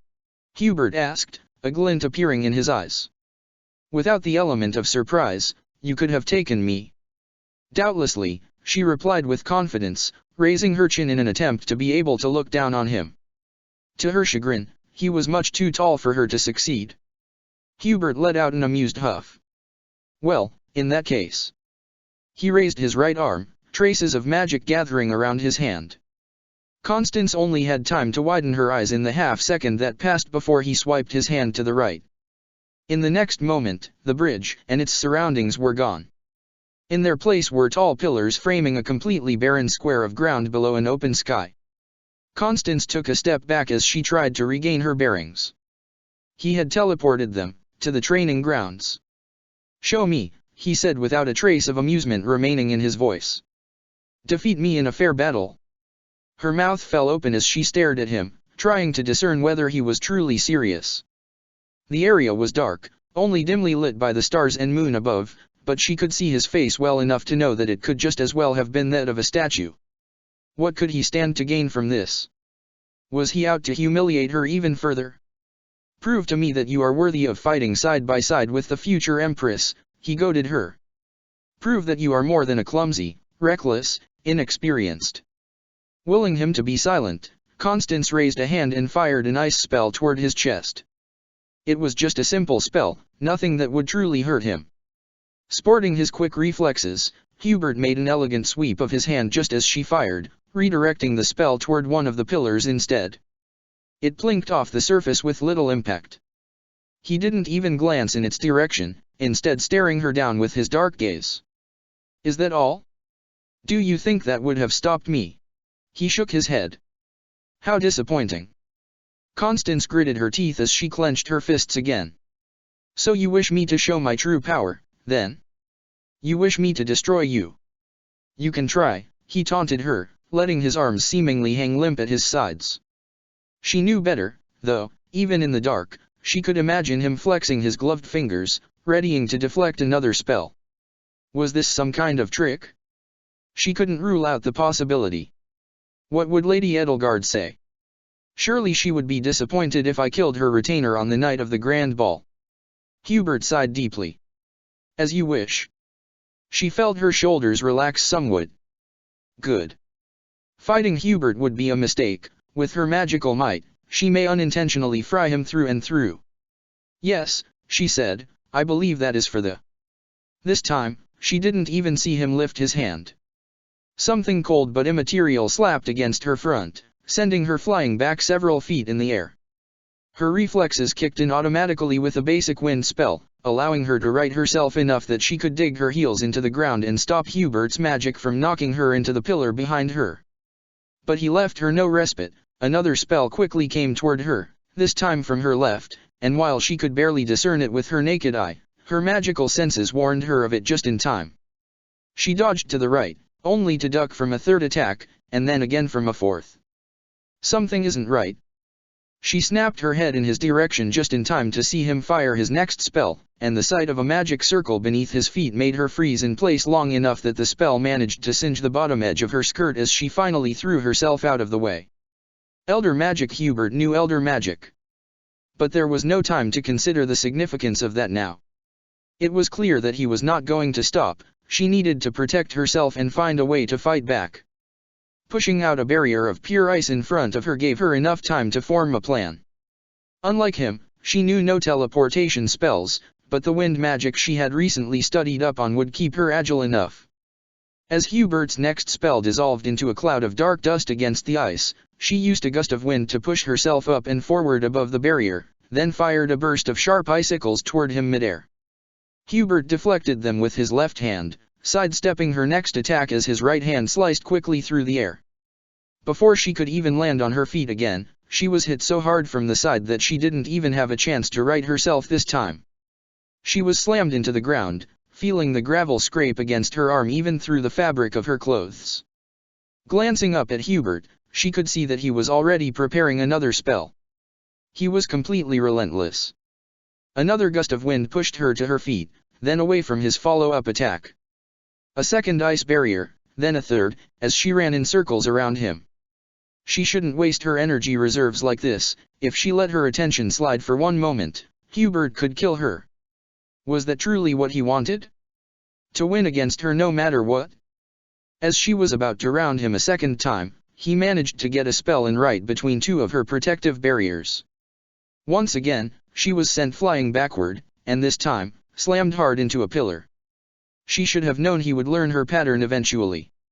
While she had her eyes closed, groaning against the sharp pain in her back, Hubert lost no time in stalking up to her. She opened her eyes, raising her hands to push him back with a wind spell, but before the magic could form, he grabbed her wrists and locked them in place against the pillar, one above her head, the other next to her thigh. Separated, so she wouldn't be able to cast her strongest spells. Strangely, when she tried to gather magical strands for even a simple spell, she didn't seem to be able to tap into her energy reserves at all. Was it one of Hubert's tricks? I thought you said you could take me, he said in a low, taunting voice. And yet here you are, disarmed, and at my mercy. Is this the famed Novelli power you insist on boasting about? Constance scowled at him. In that moment, with his fingers steadily locked around her wrists and his gaze staring her down intently, she hated him. After what he had said to her at the ball. After he had cornered her with a knife against her throat. She hated him with all of her heart. Not to mention what had happened outside Linhard's dorm room. He had seen her at her weakest, and the fact that Hubert was able to hold that over her head made her absolutely boil with anger. It is late and I am tired, she pressed out between her clenched teeth. Excuses, he retorted. Won't work against an actual enemy. No, she thought, perhaps not, but do you know what does? A good old kick to the groin. She forced her knee upward with as much power as she could muster, and as all air seemed to empty out of Hubert's lungs, she silently thanked Yuri for having taught her that trick. He released her and staggered back, giving her the perfect opportunity to unite her hands together in front of her chest and cast an intermediate lightning spell.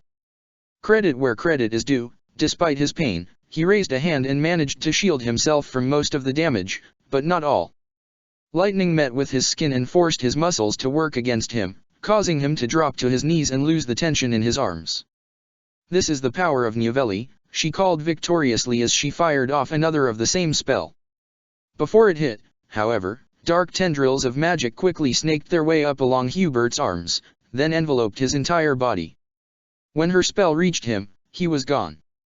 He phased into existence again a couple of feet to the side, then disappeared a second time when she tried to fire her spell toward his new position. They went through this cat and mouse dance several times, and each time he appeared again he had regained some more control over his body, until finally, he didn't appear at all. Constance paused then, hoping for a moment that he had fled the scene entirely. That if anything would prove her merits, having Hubert von Vestra flee from her in fear. But her hope was short-lived. As a callback to how he had taken her by surprise by the bridge, Hubert came up from behind and gripped her wrists. He didn't lock her arms behind her back or even hold her that tightly this time. Instead, his thumbs smoothed against the insides of her forearms while the rest of his fingers splayed out along the back sides. "You think that is power," he spoke near her ear. "I'll show you the true meaning of power." Constance tried to struggle free, but despite the strange way in which he held her, she couldn't get away. For a moment, as her wrists began to tingle in a distinctly magical way, she was convinced he was truly going to kill her. But then she began to feel a strong surge of power. She gasped, knees threatening to give in as raw magical power seemed to flow directly from his hands and into her body, pushing up through her arms and toward her core. Any weariness or lost energy evaporated in a heartbeat, her muscles felt relaxed and tense at the same time, her mind cleared. She felt as though she would be able to freeze the entire world over thrice with her ice magic, as though she could reach out with her lightning magic and identify every single individual within a 100-mile radius, and the sensation of pure power was so immense, so overpowering, that she altogether forgot how to breathe. Then Hubert released her, and the incredible surge of power drained from her body as quickly as it had stormed into her. Her knees finally gave way and she fell forward, only just managing to catch herself on her palms and avoid face planting into the gravel. She drew for air, nay, gasped desperately for it, and for a long while, all she saw was stars. "What was that?" she croaked out as soon as she was able. "That," he said somewhere above her, "is how you might be able to feel if you dedicate yourself to mastering offensive magic rather than empty showmanship." The sensation of possessing so much raw power was already beginning to fade, but Constance knew that she wanted to feel that way again. She needed to. Pushing herself up with a wholly unladylike grunt and staggering to her feet, she tried to regain some semblance of her pride as she faced Hubert once again. Silent, unfazed Hubert. His eyes bore into her like the beams of the sun. "Teach me," she demanded, gritting her teeth. "No," he said simply. "Yes," she tried, taking a step toward him. "Tutor me." "No," he repeated. Constance took 2 more steps, until she was so close that she had to lean her head back in order to stare up at him. "Yes. You need to teach me." "I need to, is that it?" he asked in a low voice full of restrained amusement. She nodded. "It would benefit you." A smirk materialized on his wretched mouth. "How so?" She hesitated. What did Hubert want that she could give him? She had no noble title to speak of, no money, no particularly interesting contacts, except perhaps. "Through me, you would have a direct channel to Yuri," she offered confidently. "He deeply respects my opinion. You would benefit from a connection to the underground lord, yes." Hubert scoffed, smirk disappearing immediately. "If I need something from Yuri, I know how to get it. If that is all you have to offer, find another teacher." "No," she said desperately. She needed to learn, she needed to feel that power again. I can there is still." Hubert shook his head and started to turn away. "Good night, Constance. We could be lovers." He stopped abruptly, becoming completely still and silent in the darkness. Constance held her breath. She was uncertain whether she wanted him to say yes or not. Her offer had been something she blurted out in panic. For what else did she have to offer him? She had nothing. Nothing except her own flesh. "No," he said again. "And that is final." Before she could even think to give him another offer, he teleported himself away and out of sight. Constance's shoulders dropped. She had certainly made a fool of herself, hadn't she? If Hubert told anyone about this, about her last, desperate offer. Certainly there wasn't much she wouldn't do to restore her house, but to do that? What had she been thinking? Hubert carefully pulled his doors closed, then turned the key in the lock. Staring into the wooden material, he extended a hand behind his back and sent a burst of flame toward the handful of candles he knew stood by the window. They lit the room in an eerie glow. We could be lovers. He sighed and closed his eyes. Whatever he had expected her to offer him in her desperation to have him tutor her, that had not been it. If he had agreed, would she have gone through with it? He doubted that even Constance von Novelli, with her distorted idea of worth and success, would seriously consider prostituting herself in the name of her magical research. Was it a test, then? To see whether he would bite?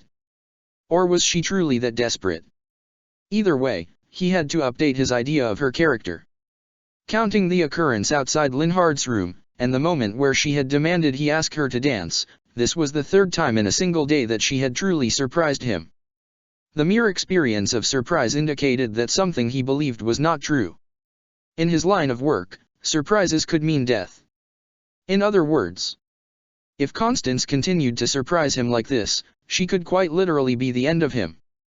On the other hand, if her outburst was evidence of her desperation to learn what he had shown her tonight, that was a very good sign. While Hubert could not tutor her, Crow certainly could, and the more vital differences that Constance perceived between the two, the better. Of course, after his display tonight, he knew there was a very real risk that Constance might suspect him to be Crow. Indeed, he would be surprised if the theory did not find its way to her. Even so, she had no concrete evidence, and he counted on her being clever enough to realize that there was nothing she could do to confirm it as of yet. So he would keep her just enough in the dark to be able to continue tutoring her as Crow while remaining a thorn in her side as Hubert. And so he would remain exactly where he wanted to be, hidden in plain sight, in the margins of her story. Hubert knows Elder Magic. He knew Elder Magic. As Constance walked briskly toward the entrance into Abyss, she considered this apparent fact with a good amount of incredulity. How could she have missed it? She could swear she had only ever seen him cast black magic before. Except, for his teleportation spell, she realized with a twinge. She hadn't given it a second thought before, but she now recalled Crow mentioning something about elder teleportation spells. Somehow, Hubert could apparently teleport without revealing an elder magic circle beneath his feet, and that had been enough for him to be able to conceal himself as a regular mage. What does this mean? She winced as she climbed the ladders deep down into the earth. She knew full well what it meant. She had a new suspect for Crow's identity. But would Crow really be so reckless as to reveal himself to her in such a way?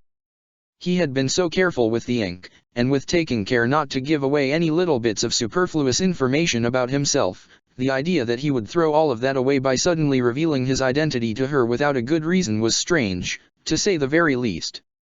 Why would Hubert do such a thing? If he had taken care to hide his knowledge of elder magic from everyone for so long, why reveal it to her, and why now? It did not make any bit of sense. Not to mention that she couldn't think of a single reason why Hubert would want to tutor her. He had been very firm in his rejection just now, as expected. He never did anything if there wasn't something in it for him or Lady Edelgard, and he had made extremely clear that he did not consider Constance a boon to their cause. In fact, he had crushed her so completely during their dance at the ball that she had momentarily been forced to face the idea that all she had done since the loss of her house and her family might have been in vain. Crow might be harsh at times, but he had never even come close to insulting her the way Hubert did almost routinely. But what was she supposed to think? Was she supposed to accept that there were hidden elder mages at Garreg Mach that had nothing to do with Crow at all?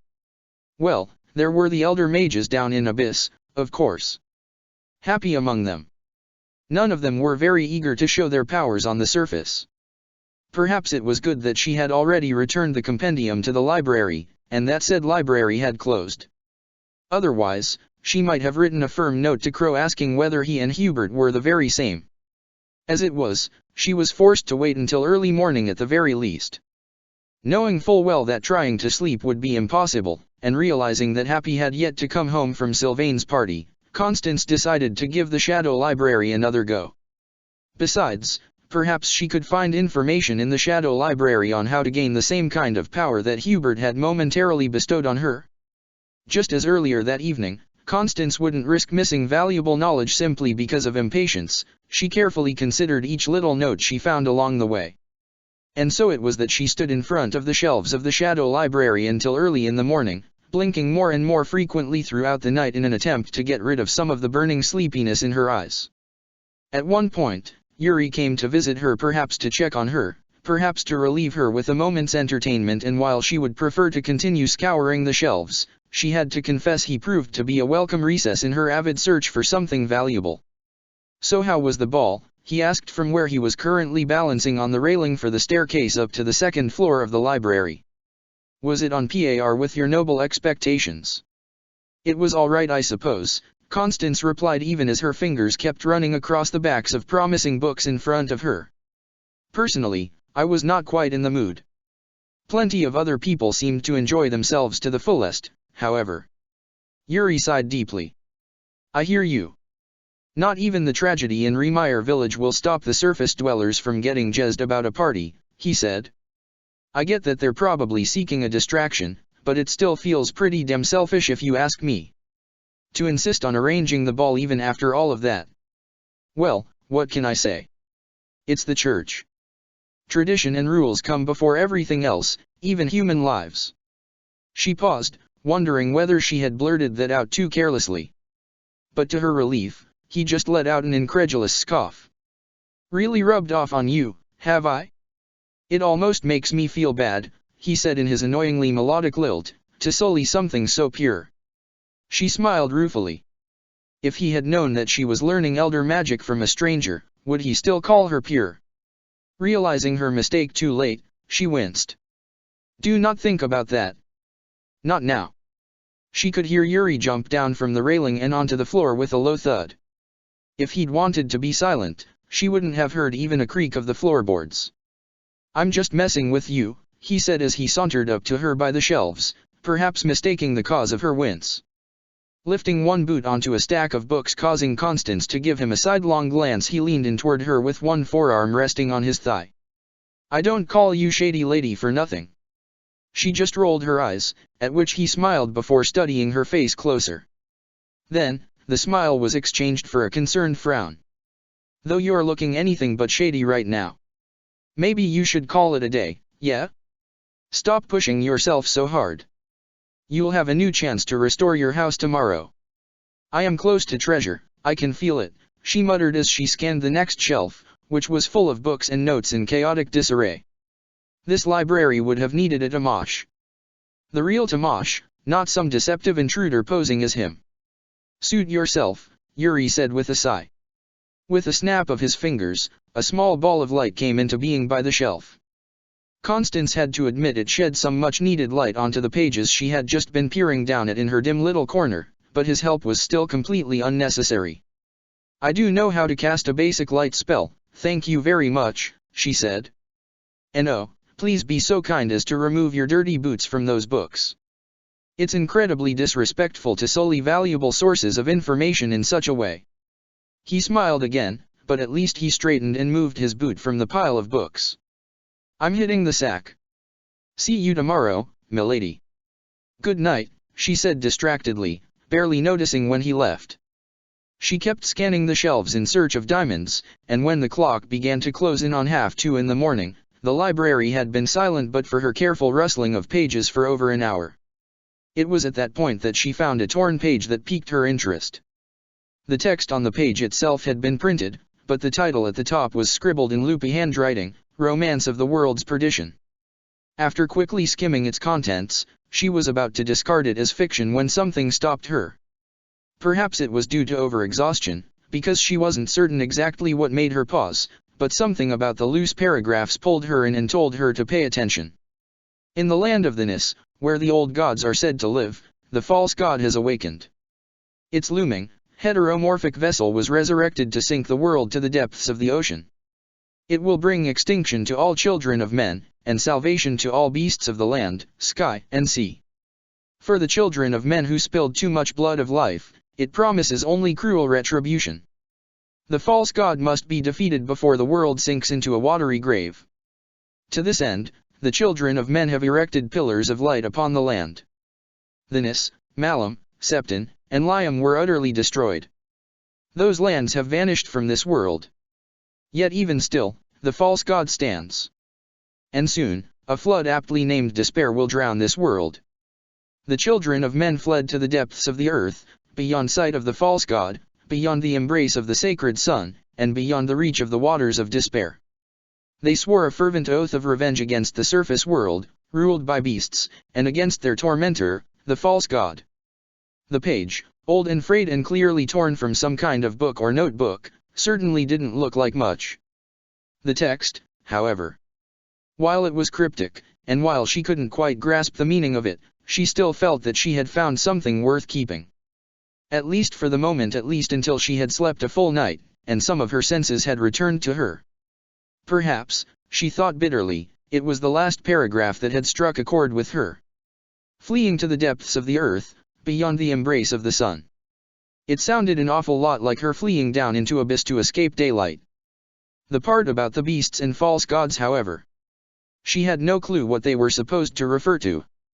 Nonetheless, she tucked the note into a pocket in her dress, then decided to call it a day. With a yawn, she stepped down from the small ladder she had spent the last 2 hours standing on. Her legs wobbled, and she had to grip the nearest bookcase to keep herself from collapsing. Perhaps, she thought as she stumbled her way to her quarters, she had gone slightly overboard. Having expected to find Happy asleep in her bed, she had to stop and let her brain catch up for a moment in the doorway to their shared quarters. Happy was indeed in her bed, but she was not asleep, she was crying, sobbing silently into her palms. Constance felt a rush of red-hot adrenaline shoot through her body. That savage Gautier swine. She rushed over to the bedside and sank down on her knees, uncaring whether her dress got dirted by the floor as she leaned in to touch her friend on the shoulder. Happy jumped, her sobs stopping for a moment. Coco, she sniveled, carefully parting her fingers to peek between them. Yes, Constance said softly. I am here. Happy sobbed again but let her hands fall to the pillow, revealing a wet and mushy face. Constance stroked away a sling of hair that had stuck to her cheek.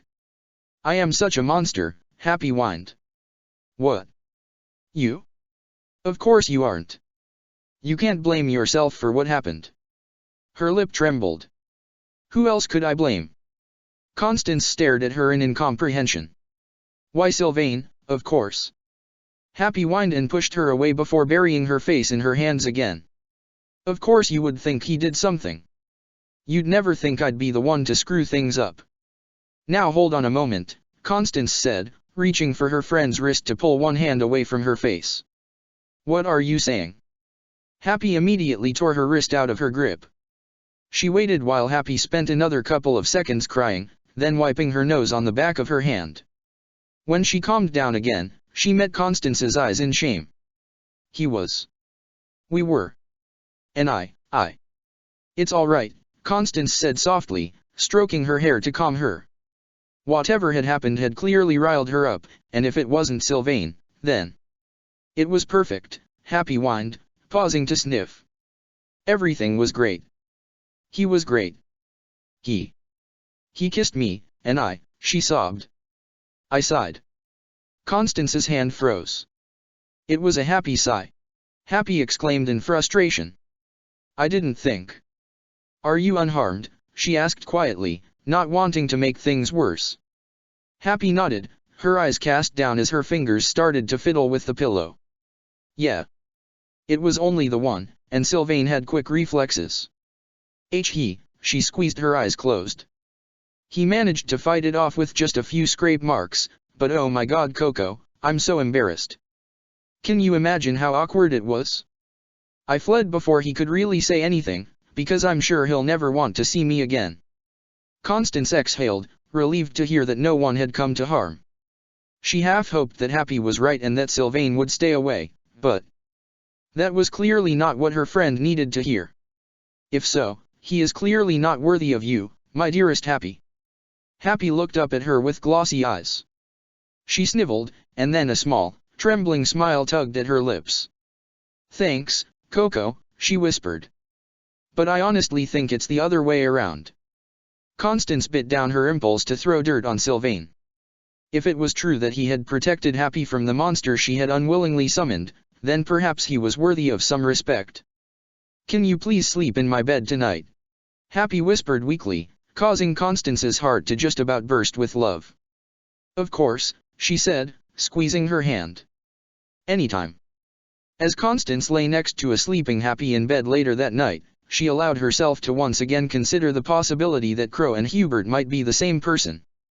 Now in a slightly calmer state of mind, she could judge that possibility more rationally. And she realized that if they were indeed the same, she could still do nothing to confirm it at this point in time. She could see 4 alternatives, all of them equally bad. If she was correct about his identity, and she asked Crow in the compendium whether he was Hubert, it might endanger him greatly. She had enough faith in her invisible ink to feel comfortable discussing elder magic with him even though he had written out her full name several times, but to be fair, she had no way of knowing what situation he was in. He had been very careful not to reveal too much about himself. If there was a risk that the compendium was being read by a third party in secret, and that the third party in question could find out his true identity by reading it in the book, she couldn't possibly take that risk. She might not be on the best of terms with Hubert, but she did not wish him harm, especially not if he really was Crow. There was also the possibility that Crow might decide to end their communication if she figured out who he was, which brought her to the next point. If she was correct and confronted Hubert about it, well, he might decide then and there that the risk outweighed the benefit, and kill her. She held no doubt whatsoever that he was capable of such a thing, and if he wanted to kill her, it was clear that he would be able to. His demonstration tonight had been proof enough of that. If keeping his identity a continued secret was important enough for him and his secrecy so far had implied such were the case, it would be much too dangerous to reveal her suspicions to Hubert as of right now. Again, if she was wrong and confronted Hubert, she might put Crow at risk. Hubert was resourceful and clever. If she accidentally revealed too much about Crow, he might decide to go after this other elder mage and eliminate him. In fact, Crow might already be hiding from Hubert. How would she know? So the last alternative was if she confronted Crow, and turned out to be wrong. That in itself might not lead to any risks, except if Hubert was the third party that read their communication, that could put her in great danger. And even if it wouldn't, the possibility that she was correct about Crow's identity was too high, and so she was back at square one again. So there was little she could do, as long as all of these risks remained. All she could do was wait for an opportunity, for Crow to reveal himself willingly, or try to bait him into doing it. Perhaps now that she had her firm suspicions, she could tailor her messages more thoughtfully for that purpose. That is, if she was right about his identity. If she wasn't, this was as good a distraction as any. If Hubert was indeed Crow, she had to admit that he had plotted this well. Do you have something to fight for, Crow? Something keeping you afloat even in the darkest of times? I do. I have a singular drive that pulls me out of bed each morning and keeps my spirits high even when the world around me threatens to drown me in sorrow. Usually, this drive is strong enough to hold me together and keep me on pace. Sometimes, however, the struggle is true and harsh. At those times, it can feel as though I shall never succeed, as though I shall remain at the bottom, powerless and weak, and die in the mud as a failure. Alone. I am not writing this to receive your pity. I am writing this because, as odd as it may sound, you are becoming part of what drives me forward.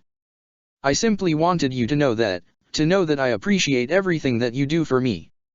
You have opened up a new and incredible world to me that I would never have delved into if it weren't for you. Thank you. I certainly did not expect a note like this, but I appreciate your sincerity. As a matter of fact, I do have something singular to fight for as well, which is why I can understand and admire your tenacity. However, I am nothing but scribbles in your margins, and so I must caution you not to grow too fond of me. It will only lead to disappointment. Are you suggesting that I would be disappointed at learning your true identity? Forgive me for yesterday's note. I was not in my right mind. Although I did mean everything I said, it was inappropriate of me to get so personal. It's not that I necessarily mind personal. It's more that my personal tends to scare others away. I wouldn't want that to happen here. And why is that, Crow? Have you perchance grown fond of your elder magic apprentice? About as fond as one can grow of any kind of project. I would hate for all my hard work to have been for nothing. Ha ha. In that case, I should see to it that I reply to the rest of your notes on elder spells. I'm afraid that shall have to wait until tomorrow, however. I have managed to accrue some very exclusive coffee beans, which I shall grind and share with a dear friend of mine. Coffee, you say? Most people consider it an overly bitter brew. Folly, if you ask me. I assume from your reply that your tastes are more refined than that. Perhaps one day we can meet in person and discuss elder magic over a pot of freshly brewed coffee. For today, however, it shall have to be handled within the margins. Before I reply to your former notes, there is something I would like to ask you. The night of the ball, the night that I wrote you that note, I ran into a mage in my class. He challenged me to a battle, and at the end, he did something I have never before experienced. With his hands wrapped around my wrists, he somehow granted me more power than I have ever felt before. It was immense and overpowering. I felt that I would be able to burn the entire monastery to a crisp with a snap of a finger. Have you any idea of what he might have done? As it turns out, this mage knows elder magic, so I suppose it could be an elder spell. What do you think? I asked if he could tutor me, but he firmly refused. There was no swaying him. That sounds like elder magic, yes. Powerful elder mages can learn magic that allows us to share magic reserves with other mages. That includes transferring power from ourselves to another mage or draining other mages of their power in order to temporarily gain more power for ourselves. Do you mean to suggest that he drained his own power and transferred it to me? That seems quite dangerous, especially with someone he does not fully trust. I cannot know his motives, only that what you described sounds like elder sharing. You are correct in that it's dangerous. If you truly felt such overwhelming power, that would imply that he drained most all of his own reserves and transferred them to you. If you wanted to, it would have been extraordinarily easy for you to turn his own magic against him and snap him in two like a dry twig. Are you certain that this mage does not trust you? I believed that I was. It might simply be that he is confident in his own abilities, no? He has shown no signs whatsoever of trusting me. In fact, whenever we interact, he always seems to have something new to berate me for or insult me with. Do not think that I could care any less than I do, however. He is an unpleasant being if there ever was one. I am glad that he refused to tutor me. Especially since I have you. Very well, but this is one of the things I cannot teach you until you go through the elder ritual. And there is no hope of that in the near future, I suppose? Correct. The ritual is irreversible and may have unexpected consequences. You need to be more experienced, and above all, fully aware of the risks. And when I am, will you be able to perform the ritual? Not the exact one that was performed on me, but a lighter version, yes. I will. For now, keep practicing the fundamentals. And Constance, stay wary of the other elder mage. Oh, no complaints on that point, I assure you. Chapter 9, Dark Signs. Sit. No, sit. No, yes, good boy. Now sit still. With one hand still raised in front of her, palm facing the irrationally happy dog, Constance leaned forward to read through her notes again. They were scribbled out between Crow's notes on the back of M. Geradius' article, on source magic. She'd brought the article with the notes to the courtyard, together with a stray dog she had found on the way.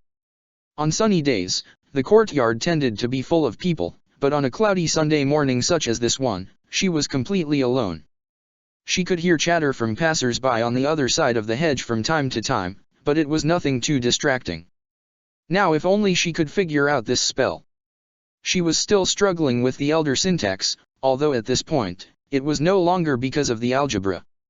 A magic syntax could be best explained as a set of rules for a particular magic field. It declared the combinations of signs that were considered to be correctly structured statements or expressions. It was based on the spatial layout and connections between signs. The syntax generally consisted of three different levels: variables, grammar, and context.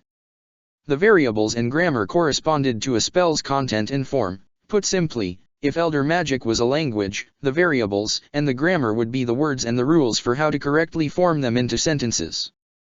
Context, lastly, determined what the variables referred to and how they fit together. Comparing it again to a language, context would be what decided the meaning of a word, such as dog, and in which situations that particular word would be possible or suitable to use. As such, In magic, it comprised the fundamental building blocks of the syntax. For this reason, context was often overlooked by mere practitioners of magic, but was of great import in magical research and development. If one were to invent a new spell, for example, one needed to have fully grasped the context. And this was what Constance was now struggling to learn in regards to Elder Magic. That might not have been an issue, had Crow handed her the exact instructions for an existing Elder spell. However, this was simply not the case. Instead, he had given her bits and pieces and suggestions for how they might be combined in various ways to make up the spell. He'd said he couldn't swear that it would work at all, since the variant he used relied on much stronger Elder Magic, but this was the only possible way for her to achieve anything even close to the results she wanted, so she had to bear with the uncertainty. While she had yet to fully grasp the syntax, that did not mean that she had made no progress at all. She had managed to cast a version of the spell several times, however, there always came a point where it fell apart for no reason apparent to her. Certainly a reason existed, but the next step was figuring out exactly what it was. She had to assume that she had somehow misinterpreted or misused a variable in some way. The magic circles she had managed to conjure had seemed mostly correct, but there had to be a mistake somewhere. The magic circle was a visual representation of a given spell within the framework of the syntax, so if something was wrong with the syntax, she would be able to see it with her own two eyes if she just studied the magic circle closely enough. This meant that the current issue was keeping the failing spell up for long enough that she could find the mistake. Constance looked up from the notes and returned her attention to the dog, who seemed just about ready to jump up into her lap. She'd learned that as long as she held her hand up, the animal could be fairly attentive. "Now then," she said, grabbing the antique clasp beside her with her right hand and transferring it to her left, "let us make another attempt, shall we?" Focusing on the dog, she raised her right hand and began the spell anew. Just as Crow had taught her, she pulled from her inner magic reserves, trying to weave that energy through the complex formulas the spell was built upon. At first, nothing happened at all, but then a faint purple glow started beneath her feet. Exhilarated, she continued to painstakingly twist the strands of magic into the right shape, all while staring the dog in the eyes. Casting Elder Magic took much longer than any other magic she knew, but then it was much more complex than Black and Faith magic combined. After a moment, she saw the dog still and move its gaze to the antique clasp with an almost glassy look in its eyes. Yes. Yes, focus on the clasp. Feel its scent. Can you feel it? With no warning at all, the animal jumped up and took the clasp in its jaws. Constance gleefully watched as it started walking away from her. Had it worked? But then the dog lay down in the grass and started playing with the clasp. She let out an exasperated groan. Was this animal simply stupid? Two figures entered her cone of vision from the right, and she glanced up to see Edelgard and Hubert walk by. Not wanting them to see her, she immediately cast down her eyes and pretended to read from her note, but out of the corner of her eye, she could see Edelgard stop and look at the dog in the middle of the courtyard. And then, her gaze moved over to Constance, the Imperial Princess called. "I didn't see you there." Constance took a deep breath and lifted her gaze, a smile plastered on her lips. Edelgard was walking toward her now, with her retainer close behind. She avoided his piercing gaze, still not quite sure how to act in his presence. "Your Highness," she greeted, getting up from the bench to give a bow. At the same time, she discreetly tucked the article in a dress pocket. "Good morning. I hope I didn't disturb you on your walk." "Don't worry about it," Edelgard assured her, coming to a stop a couple of feet away.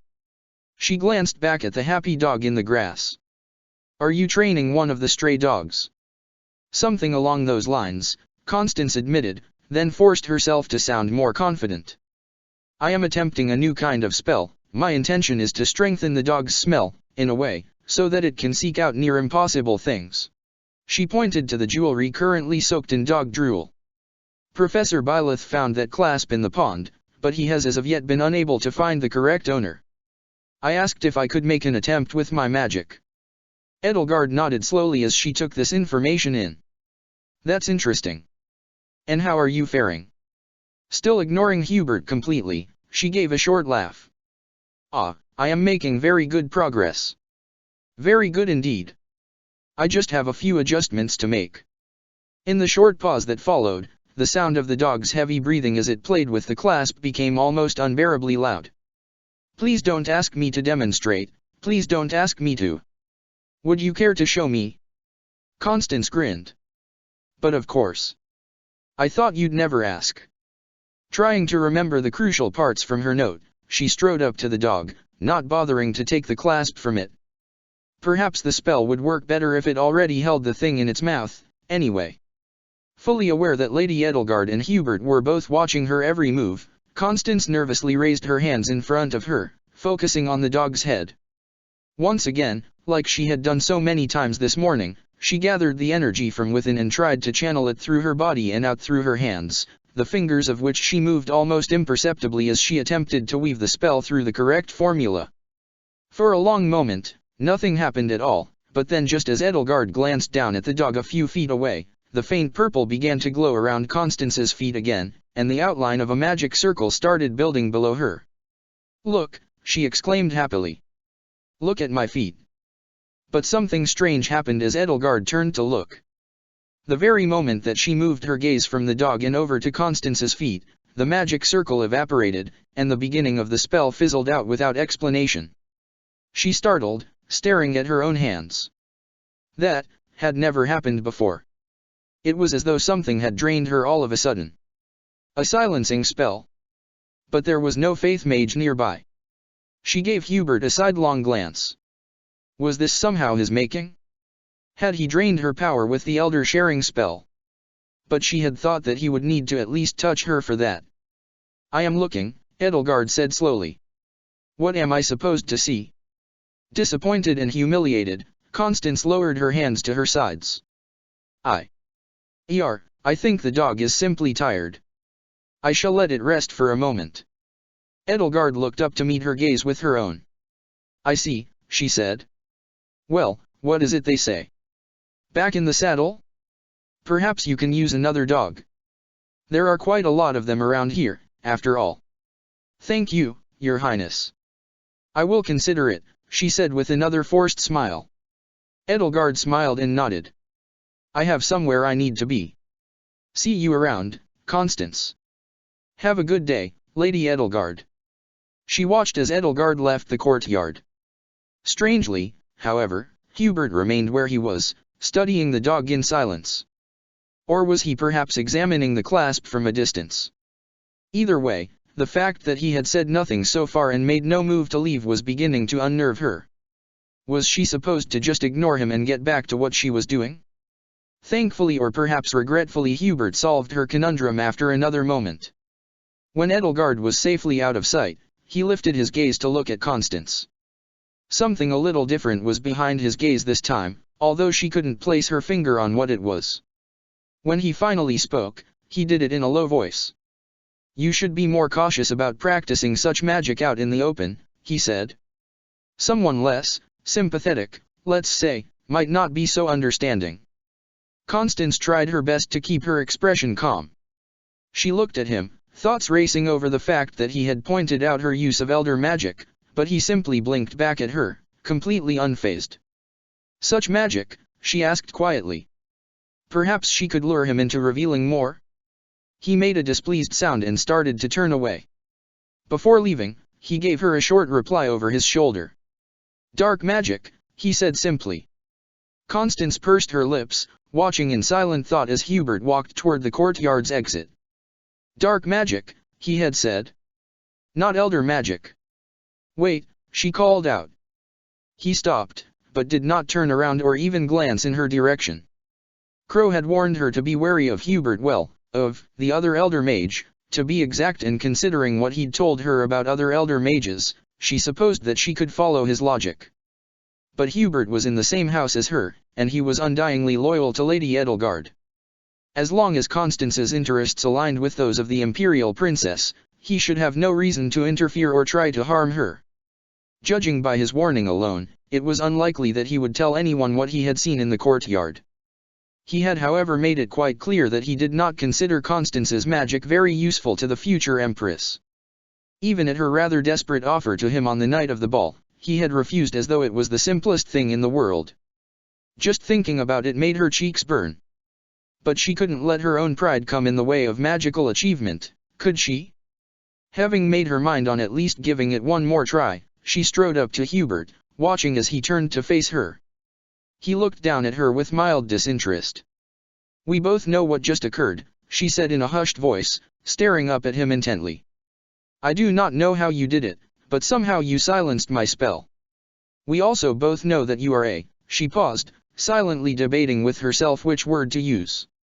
"A dark mage, and that I am attempting to cast a spell of such magic. Now, you already said no once before, but—" "My answer remains the same," he said. "But why? Surely there is no harm in simply giving me some pointers." "I do not owe you a reason," he began with a pointed look, "but I shall grant you one nonetheless." He lowered his voice. "Seeing how knowledgeable you are on the subject, surely you should know the risks of getting involved. To be frank, I have no interest in putting both myself and my liege at risk for your sake. That is why you will not ask me to assist you again." The direct, rather impassionate way that he uttered the last sentence did nothing to soften the meaning carried by the words themselves. Constance knew better than to keep arguing with him. "I understand," she said simply, somewhat deflated. He nodded, then turned on his heel and left her alone in the courtyard. The dog growled happily behind her, reminding her of its existence. Well then, alone with a useless animal, she supposed. She glanced over her shoulder.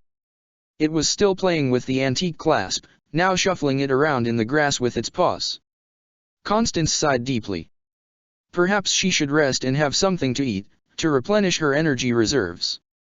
She was fully prepared to have lunch on her own, but as she scoured the room for a place to sit with her plate, she caught sight of Happy. Her best friend sat alone at the end of one of the long tables, hair hanging down into her face as she picked at her food. Constance's face soured with the memory of how she'd found her crying in bed a little over a week ago now. The scoundrel Sylvain hadn't even talked to her since that night, a fact which had made Happy even more self-conscious about her unwanted powers. Constance strode over to her friend with decisive steps and placed her plate and the compendium on the opposite side of the table, catching Happy's attention as she sat down with a smile. "My dear Happy," she exclaimed. "How fortunate I am to find you here. I was prepared to dine alone, but alas, sharing a meal with a friend is always preferable." The other girl gave a weak smile that faded immediately. "Hey Coco." She eyed the compendium. "Any new breakthroughs?" "Ah," she sighed, picking up her utensils. "Not today, I'm afraid. Perhaps I need a new dog." "Or a wolf," Happy suggested. Constance considered it as she cut into her boar steak. "A wolf? Yes, perhaps a wild animal would be less inclined to toy with the item." "Yuri would probably be able to find you one," her friend continued before sticking a forkful of food in her mouth. "Ugh," Constance said with an eye roll. "I'd rather go out into the woods and capture one myself." "EES no date VAD, Happy munched. Constance arched an eyebrow. "Happy, you know I can't understand a thing when you speak with your mouth full." Happy huffed but took a moment to finish chewing before repeating herself. "He's not that bad," she clarified, then paused to look down at her plate. "He came to check on me after Flane disappeared, you know. He didn't say why, but I have a pretty good idea. I am aware that he is capable of being pleasant," Constance said with a sigh as she cut her next bite. "Especially when he wants something. As a general rule, however, he is simply infuriating." Happy studied her for a moment as they both chewed. Thankfully, this time she waited to speak until she had swallowed her food. "He has a weak spot for you," she said. Constance paused with her fork halfway to her mouth. "Excuse me." Her friend shrugged. "With everyone else, he's either empathetic and nice in his own way, or he swindles them for everything they have. But with you? He gets this playful gleam in his eyes. He loves to press your buttons and see how you react, just for the heck of it." Constance grimaced. "I fail to see how that would signify." "It means he thinks you're interesting," she emphasized. "That's like the highest compliment you can get from Yuri Bird." "Interesting, Perhaps that was true. He had called her both strange and unique at several different occasions. but the idea that he felt anything more for her than for the other ashen wolves. That was preposterous. If he wishes to court me, he can do it properly like any gentleman, she said, sticking her fork in one of the grilled vegetables. That aside, I sincerely believe that you are mistaken. Happy shrugged again, picking at her food. Maybe I am. I'm useless at love, anyway. Constance winced. She needed to change the subject now, before Happy sank too deeply into her depressed state. Perhaps she could suggest they go bake some kind of sweet treats together, to cheer her up? Her magic studies weren't going anywhere today anyhow, and she needed a break. Besides, she could sweeten any dish to Happy's liking with the use of magic. And spending time with Happy was always. Well, hello ladies. Oh no. She looked up from her plate to locate the direction from where the sickening voice had come and quickly located Sylvain Gautier as he sauntered toward their table, smile wide and the top buttons on his shirt unbuttoned as usual. One glance at Happy told her that she had recognized the voice as well and was currently staring in terror at the bite of food resting on her fork. Two girls as beautiful as you shouldn't be allowed to spend time in the same place.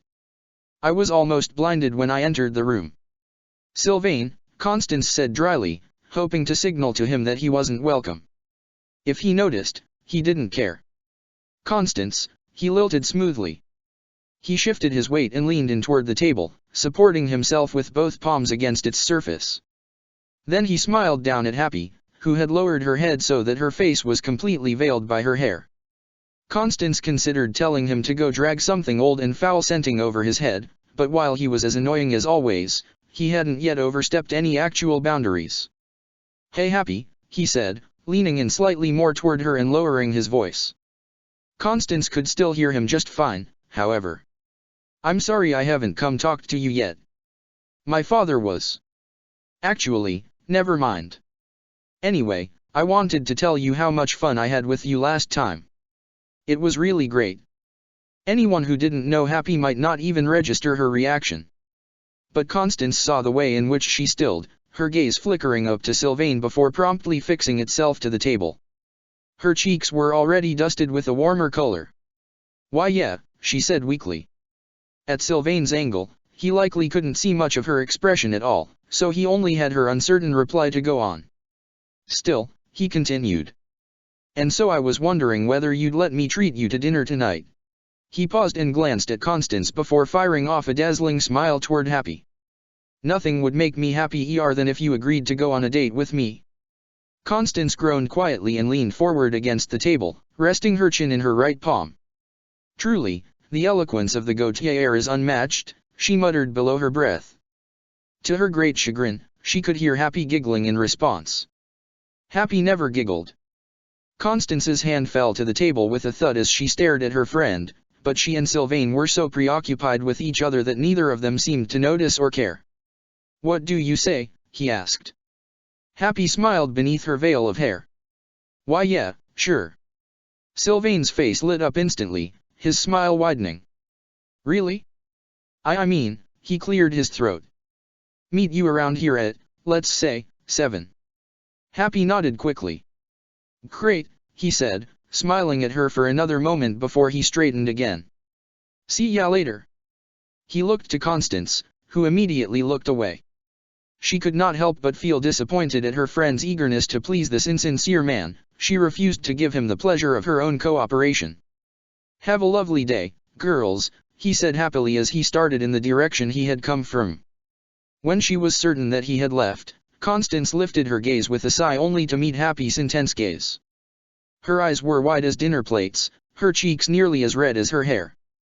Did you hear that? She whispered forcefully. Oh yes, Constance drawled. Every single word. You are aware of his reputation, yes. It took a moment before Happy seemed to register the question.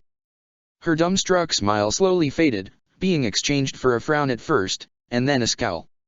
If it meant she would come down from her high of being approached by Sylvain, then so be it, she could scorn her all she liked. He's actually really nice, you know, she said.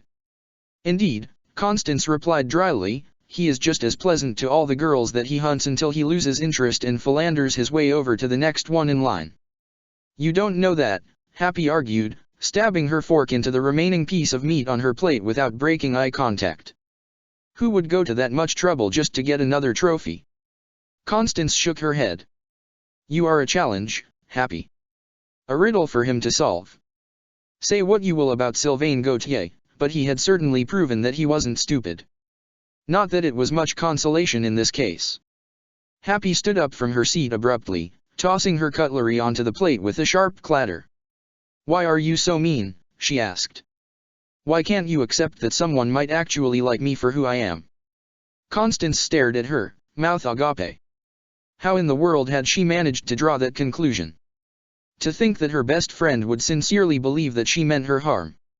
Happy, she exclaimed in dismay when the other girl spun on her heel and stomped away from the table, toward the exit. Constance fervently grabbed the compendium and stumbled after her, but came to a stop when Happy held up a hand in warning without even looking over her shoulder.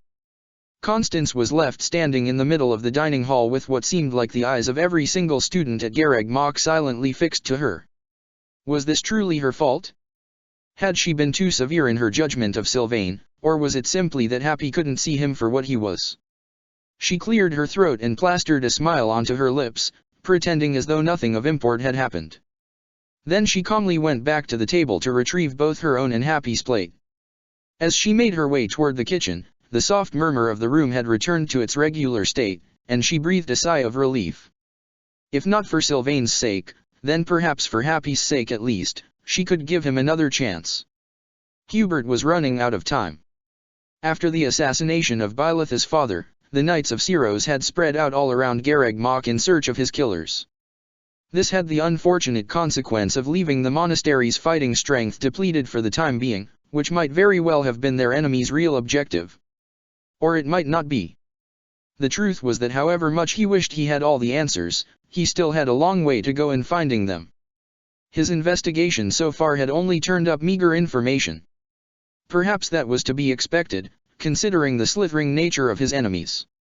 There were still so many unanswered questions, regarding their numbers, their plans, their base of operations. But perhaps most importantly, their powers. Even though he had been granted some of that power for himself, he had barely scratched the surface of the iceberg that was elder magic. But he had no time to dig more deeply into such things at the moment. He had to trust that Linhard would do his job and find something useful for him. Now that the end of Lady Edelgard's little play pretend was drawing nearer, Hubert found himself having much less time for anything that wasn't crucial to the plan. He had to prioritize hard. And that was why, instead of continuing his search for their true enemies, Hubert had made his way to the monastery graveyard. A woman stood by the mound, looking out over the view beyond, looking for all the world like any other knight of Syros. He calmly strode over to her side, gazing off toward the horizon. A mist seemed to be coming in from the south, along with large clouds forming on an otherwise blue sky. Lord Vestra, the knight said by way of greeting. She surreptitiously slipped him a folded piece of parchment, which he immediately tucked into one of his pockets. We can expect foul weather this afternoon, he said. Better wear a warm overcoat, the knight agreed. Might even get snow. Hubert sighed. It's that time of the year, HM. When he later unfolded the parchment in private, he found a map of the area around the monastery grounds, with a mark and a short note at one specific spot. As insinuated by the knight, they could expect an ambush in the woods. The enemy's movements were suspicious, to say the least. With this information in hand, he walked back to meet Lady Edelgard in the courtyard. She stood by the gazebo, hands locked behind her back as she seemed to ponder on something particularly important. This part of the courtyard was empty but for two other students in a corner, chatting away their morning break between classes. He approached Edelgard from behind. While he had found during his time in the academy that most people tended not to appreciate him doing so, Edelgard had an incredible ability to register his presence long before she should be able to. It was a skill even he could not fathom. Hubert, she greeted him today, glancing over her shoulder to watch as he drew closer. Your Highness, he said with a bow. Any news? I have located the enemy forces. They have been spotted close to the monastery, in the sealed forest. The Archbishop has gathered her knights to begin a search in secret. She must be afraid that a thirst for revenge will compel our professor to seek them out. Excellent theory, he said. Will you tell him? She considered this for a moment. I believe there is no feasible alternative. He may be struck by grief after the recent loss of his father, but we cannot wait any longer. It's likely even he would like to see his father's assassins fall, Hubert said. It might serve his interests as well as yours. We all possess the capacity for wanting revenge, don't we? Yes, she agreed. It would be ruthless to keep such an important piece of information from him. Hubert simply nodded, knowing that this was all Lady Edelgard needed at this point. It was highly unlikely that the sighting in the sealed forest was anything other than a trap for Byleth, but that didn't change the fact that they needed to go on this mission. Their enemies were up to something, and whatever it was, they had to be stopped. Chapter 10, The Edge of Possibility. The mist had enveloped everything but their immediate surroundings in a grey haze, the clouds on the sky veiling even the sun from view. A gust of wind blew through the trees, whistling quietly as it passed between the Black Eagle students. While Constance normally appreciated such dusky weather, in the wake of the commotion a mere few seconds ago the silence made the scene in front of her almost surreal. A red-haired woman lay motionless on the stone-clad ground.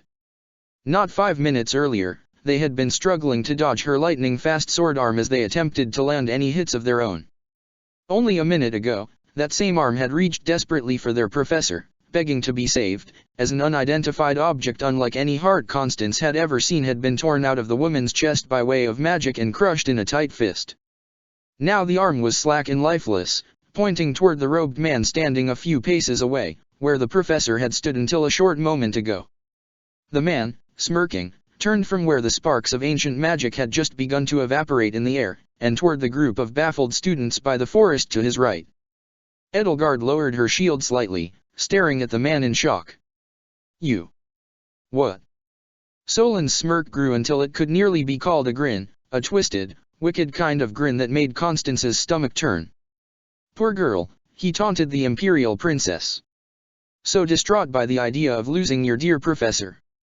The other students squirmed in silence. Losing? Surely he could not mean.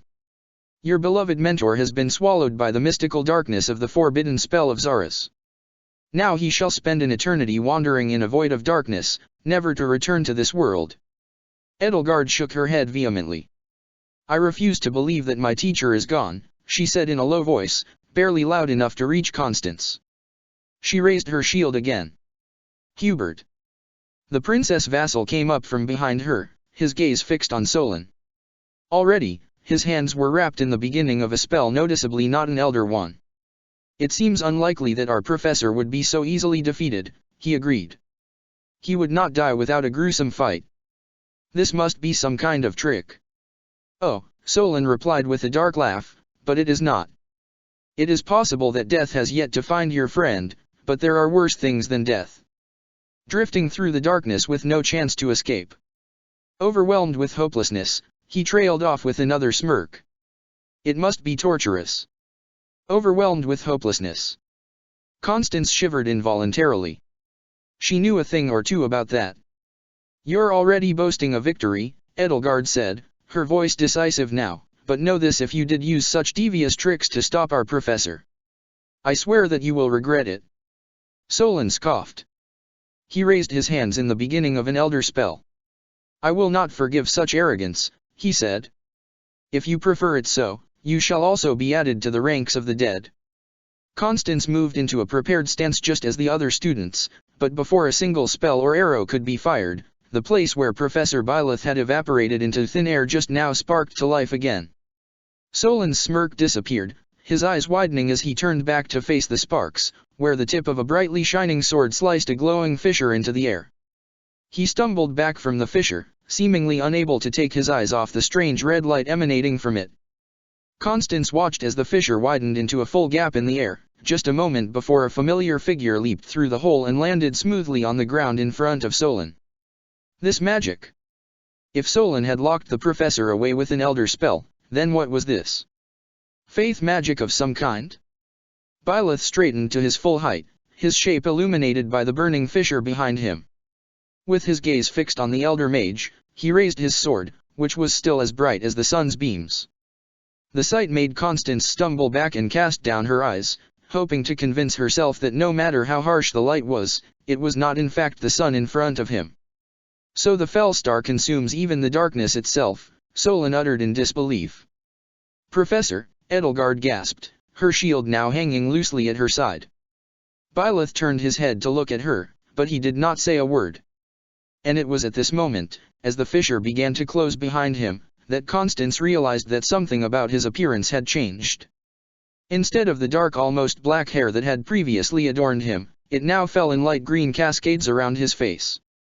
This might have been Solon's best moment to escape, while their professor, and Edelgard, were both occupied. But to Constance's surprise, the man instead chose to directly address Professor Byleth. "What did you see in the darkness of Zaras?" he asked, awestruck even as he took another slow step back. "This should have been impossible. The only being that can withstand the darkness is." Byleth turned back to face him, and as his fingers flexed around the hilt of his sword, Solon seemed to snap out of his paralysis. His eyes darkened, his hands moving in front of his chest to begin a spell anew. At the same time, Constance discreetly moved her hands behind her back and began preparing a spell of her own. "It matters not. Unless I dispose of you myself, I may never have the chance to send you back there. Give up, Solon," Edelgard called, readying her axe and moving toward him and Byleth. Hubert moved close behind, his hands glowing in warning. "You lost the moment you failed to kill the professor." A magic circle appeared below Solon's feet. As he gathered the last strands of magic required to cast his spell, his smirk returned. "You are but savage, insignificant beasts, yet you think you can kill me," he mocked, causing Constance to pause. "That expression. You are about to breathe your last breath." Everything happened extremely fast in the next moments. Constance threw out her hands in front of her chest, casting a precise ice spell toward Solon. At the same time, Byleth whipped his relic sword in the same direction, Edelgard rushed with her axe toward him, and the rest of the class moved into action as well. But Solon was an incredibly powerful opponent, and he could have easily cut their numbers in half with just a few spells. He deflected Constance's spell without even looking, and jumped out of the way of the sword. What ultimately ended up giving them the advantage they needed, however, was something he didn't seem able to foresee. As he was about to cast his spell, Constance registered at the edge of her attention that Hubert raised a gloved hand and crushed it into a fist, and Solon's spell died just before it left his hands. The old man had clearly expected it to land, because he looked completely dumbstruck, and in the next moment, Edelgard was upon him, swinging her axe toward his head. "I will not lose to mere beasts," he exclaimed, successfully shielding himself with a last-second elder spell. The axe rebounded off and out of Edelgard's grip, causing her to stumble back with a yelp. "No," Byleth said as he readied his sword again. "You won't." The mysterious power of the sword activated, rapidly extending it in a whipping motion toward Solon. This time, with all of the students of the Black Eagles to divide his attention between, he couldn't put up a barrier quickly enough. The sword sliced neatly into his dominant arm, causing him to yell out and drop to his knees. He raised a trembling left hand, panting as he tried to focus on the man whom he had failed to kill.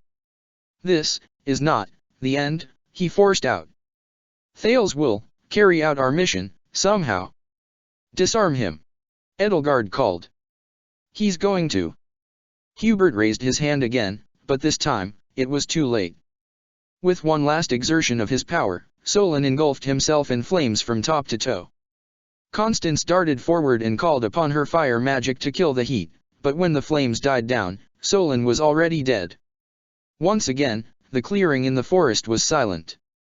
All that could be heard was the wind whistling through the trees and the quick pants of breath from the students and their teacher. "It's over," Byleth said. As their professor crouched down on one knee to study the dead man more closely, Constance let her arms drop to her sides. She stared at the charred shape on the ground, feeling incredibly uneasy, although she could not quite put her finger on why. "That hair," Edelgard said, prompting Byleth to look up at her over his shoulder. His hair was clearly not all that had changed, his gaze was apparently brighter as well. "And those eyes? What happened to you?" After a moment's consideration, their professor got to his feet again, facing first the whole class, then Edelgard. "The goddess gifted me her power," he said steadily. Constance believed she could discern a sneer on Hubert's face, just for a second before it vanished. Yes, it was difficult to fathom that their teacher would have been blessed by a higher power. Especially since Yuri had firmly planted the idea in her head that the goddess might not even exist, that it was all just smoke and mirrors, as he had put it. Edelgard seemed hesitant to accept it as well. "The goddess?" she asked warily. "I see. There are historical records of that kind of thing happening before. It is said that Saint Syros herself received a divine revelation from the goddess.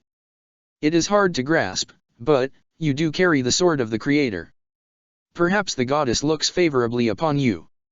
Byleth said nothing, he simply let his gaze return to Solin's motionless body. "And just how," Edelgard continued in a slightly lower voice, "will you use this new power, Professor?" If there was a reply, Constance didn't hear it. Solin's last words spun around inside her mind, and she couldn't help feeling that there was something there, some hidden meaning, that was just out of her grasp. Their professor had been banished away to a place of darkness, which Solin had called Zaras. Yet he had managed to break free, something which the elder mage had proclaimed could only be done by some kind of special being. Could he truly have been talking about the goddess herself? Or possibly Saint Syros? "Professor." Constance was pulled out of her thoughts to see Byleth collapsed on the ground beside Solin, with Edelgard leaning over him in concern. "This must be a side effect of his recent changes," she said quietly as she placed 2 fingers against his neck. "There's a pulse, at least." She looked up toward her retainer, who stood just behind her. "Hubert, will you carry him?" "Of course, Your Highness," he responded with a bow before leaning down to lift their teacher into his arms. Quiet murmurs broke out among the students as they all made their way back to the monastery. Even though Constance's mind was swirling with questions, she noticed that the only other person except herself who was walking in complete silence the entire way was Linhard. "In the early days of our acquaintance, we once discussed whether the goddess exists or not. I would like to return to that discussion for a moment. Professor Byleth has stated that he was granted divine powers by the goddess. His appearance has changed, and he apparently has unlocked new abilities to use on the battlefield. I saw him tear a fissure into reality itself with his relic sword. I cannot come up with any other explanation than that he is telling the truth. But why would the goddess be bothered to grant divine powers to a mere human? I am aware of what the legend says about Saint Syros, who was supposedly granted powers in a similar way. What irks me is that I cannot combine this idea with what you have told me about the magic syntaxes. Do I believe that the goddess is the one who binds the power of a faith spell? Hardly. If the goddess is capable of blessing ordinary humans, would she not be capable of binding the power of spells cast by humans as well? There are enough historical records of the goddess deeds to assume that she was once very involved in the lives of us humans. This has not been so for a long, long time, however. After the War of Heroes 1,000 years ago, she is said to have withdrawn into the heavens from whence she came. Since then, there has been no mention of her taking an active role in our world throughout our modern history. That role has instead been filled by Saint Syros. Then how could Professor Byleth be granted divine powers from the goddess herself? A fair question. I'm curious to hear your theories. Well, if the goddess has been absent ever since the War of Heroes, I suppose she was either killed, or withdrew for another reason, perhaps out of disappointment in the human race. If she was killed, she could not bless anyone with powers. If disappointed, I fail to see what would bring her back to bless the professor. Could he be a descendant of Saint Syros? But no, he can wield the sword of the Creator, which only Nemesis could before him. A descendant of Nemesis, then. Why would the goddess wish to bless someone who betrayed her? And why return to do it now, after so many centuries of inactivity? Nemesis supposedly had no descendants. Whether or not a person can use a certain relic depends on their crest. If both Nemesis and Byleth can wield the sword of the Creator, they must have the same crest. A relic also requires a crest stone to function. The historical evidence is inconclusive, but it is said that the sword wielded by Nemesis did contain a crest stone. However, the sword now wielded by the professor does not carry one, yet it still seems to contain its full power. According to Crest Research, this should not be possible. Perhaps Professor Byleth is a reincarnation of the goddess herself. Now that would be a surprising turn of events, wouldn't you say? Speaking of turns of events, there is something else I wanted to ask you. In Solin's final moments, he called us insignificant beasts. I am certain that I recognize that expression from somewhere. I could not find it when I browsed through our notes, however, I would be remiss not to ask whether you recognize it as well. I do not recognize it. Perhaps Solin used it as a derogatory term meant to destabilize you, as a last attempt to escape certain death. Either way, I wouldn't deem it worth following. Focus on your elder studies instead. You still have much to learn, and graduation is drawing nearer. You should study hard while you still have time. You say that as though our exchanges are drawing to a close as well. Surely we can stay in contact after graduation. There are other ways to interact than in the margins of an old library book, you know. Such as, just off the top of my mind, over a pot of exquisite coffee. Perhaps we could travel to Morpheus together. I have wanted to go there for a long time now to see what new mysteries I may unravel in the great metropolis of magic, but the journey would certainly be more rewarding if made together with a mage of your rank. It seems you do not fully grasp the consequences of what we are doing here. As long as the church is in power, I cannot go public with my orientation, and neither should you. They above all, the Archbishop view elder magic as a threat. A threat that they feel they need to control, lock away and keep under close surveillance. A threat to use for their own gains or to eliminate. Certainly you must have noticed that your underground haven contains an uncommonly large portion of elder mages. There is a reason why they choose to stay away from the sunlight. Yes. I have noticed. One of my closest friends in fact is one of them, and while I would never claim to know her full story, I am aware of her deep distrust for the church. Along with others. However, all this time, you have painted the church as foul creatures who spend every waking minute hunting down elder mages and suppressing scientific advances. And so I must ask, do you, yourself, have a personal vendetta against the Archbishop? What is your true motive for telling me all of these things? While they may not have dirtied their own hands, the Archbishop and her church are responsible for the torment of someone very important to me. Their rituals and systems laid the groundwork for the horrible physical and psychological torture that person was exposed to. It is not my story to tell, and I certainly won't tell it here. But I have my reasons, and to say that I have a personal vendetta would be a grave understatement. What you need to decide is where you stand. Whether you agree with my sentiments or not, sooner or later, you will need to make a choice. You've alluded to something similar in our previous communications. What do you mean, Crow? You make it sound quite like a threat. Perhaps you were correct after all. I may have grown a little too fond of this particular project of mine. What? What are you saying? Crow. Hubert was just in the middle of putting together the last preparations for his journey when a series of quick raps on his doors captured his attention. Quickly hiding the most vital documents beneath pages filled with notes from Hanneman's lectures, he half turned toward the doors. Yes. It's me, Linhard's muffled voice said through the wood.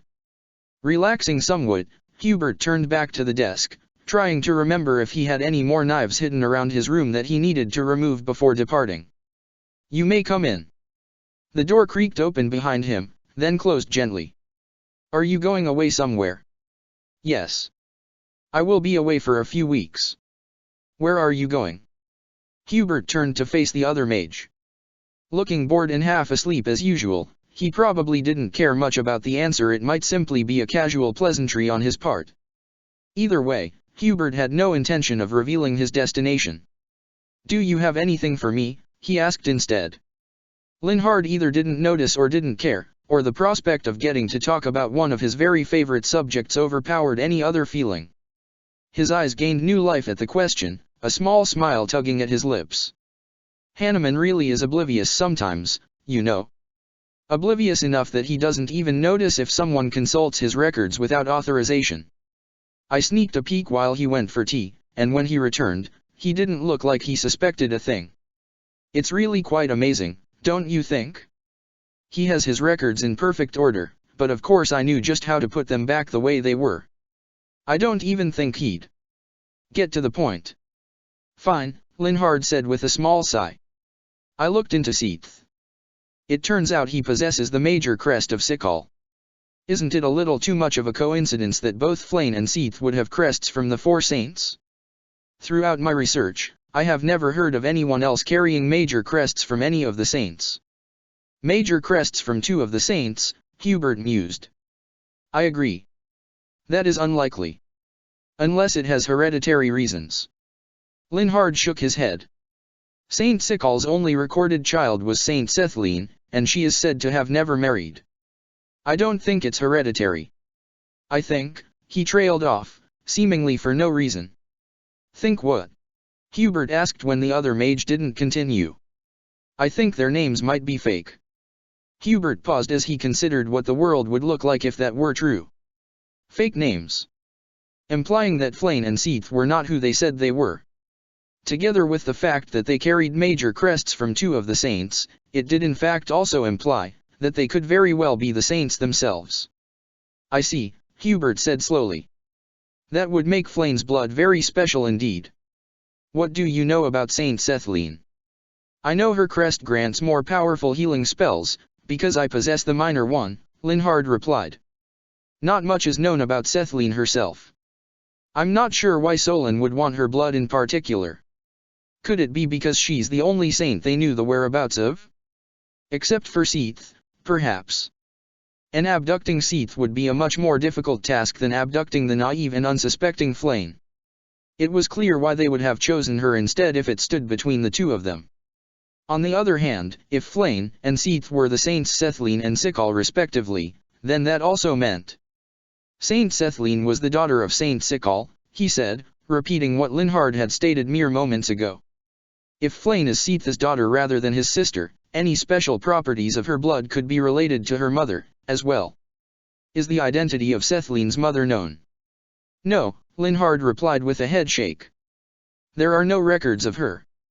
Perhaps she was a mortal. A hybrid between a saint and a mortal, That could certainly explain why Solon would need Flayn's blood for his experiments. He knew that Solon's faction practiced blood magic. Judging by the occurrences ever since Flayn's abduction, i.e. the madness in Remire village which Solon had called an experiment, the appearance of demonic beasts at Garag Mach, and then the deployment of several of them in the sealed forest, it could be assumed that her blood had been key in creating the demonic beasts in the first place. If that were the case, he supposed the mystery of Flayn had been solved. At least partly. Thank you, Hubert said even as he turned to search through the notes spread across his desk. Now that he had this new piece of information, perhaps there were other puzzle pieces that would fit together as well. You may go. There's something else, Linhard said. Something I think you may be interested in. Yes, he replied without stopping his endeavors. When I looked at Hanneman's records, I took the opportunity to browse through some of his other entries. According to him, Professor Byleth carries the crest of flames. It's the same crest said to have been possessed by Nemesis, the King of Liberation. Isn't that fascinating? I was already aware of the possibility, Hubert said. But thank you for confirming it. Did you also know that Byleth's mother was likely someone involved with the Church of Syros? Hubert paused his search. Keeping his voice and face level, he glanced at the other mage. Is that so? Linhard nodded. In my mind, it's the only thing that makes sense. Official records state that he was born sometime after his father left the church to become a mercenary, but Hanneman's theory is quite different. Apparently there was a great fire here 21 years ago. The mystery woman from the church whom Geralt was believed to have been quite close with died in that fire. It was after this that Geralt left the church. Hanneman's notes suggest Byleth may have been born before that, and that Geralt started the fire to hide it. I don't think Byleth's mother died in the fire though, but in childbirth.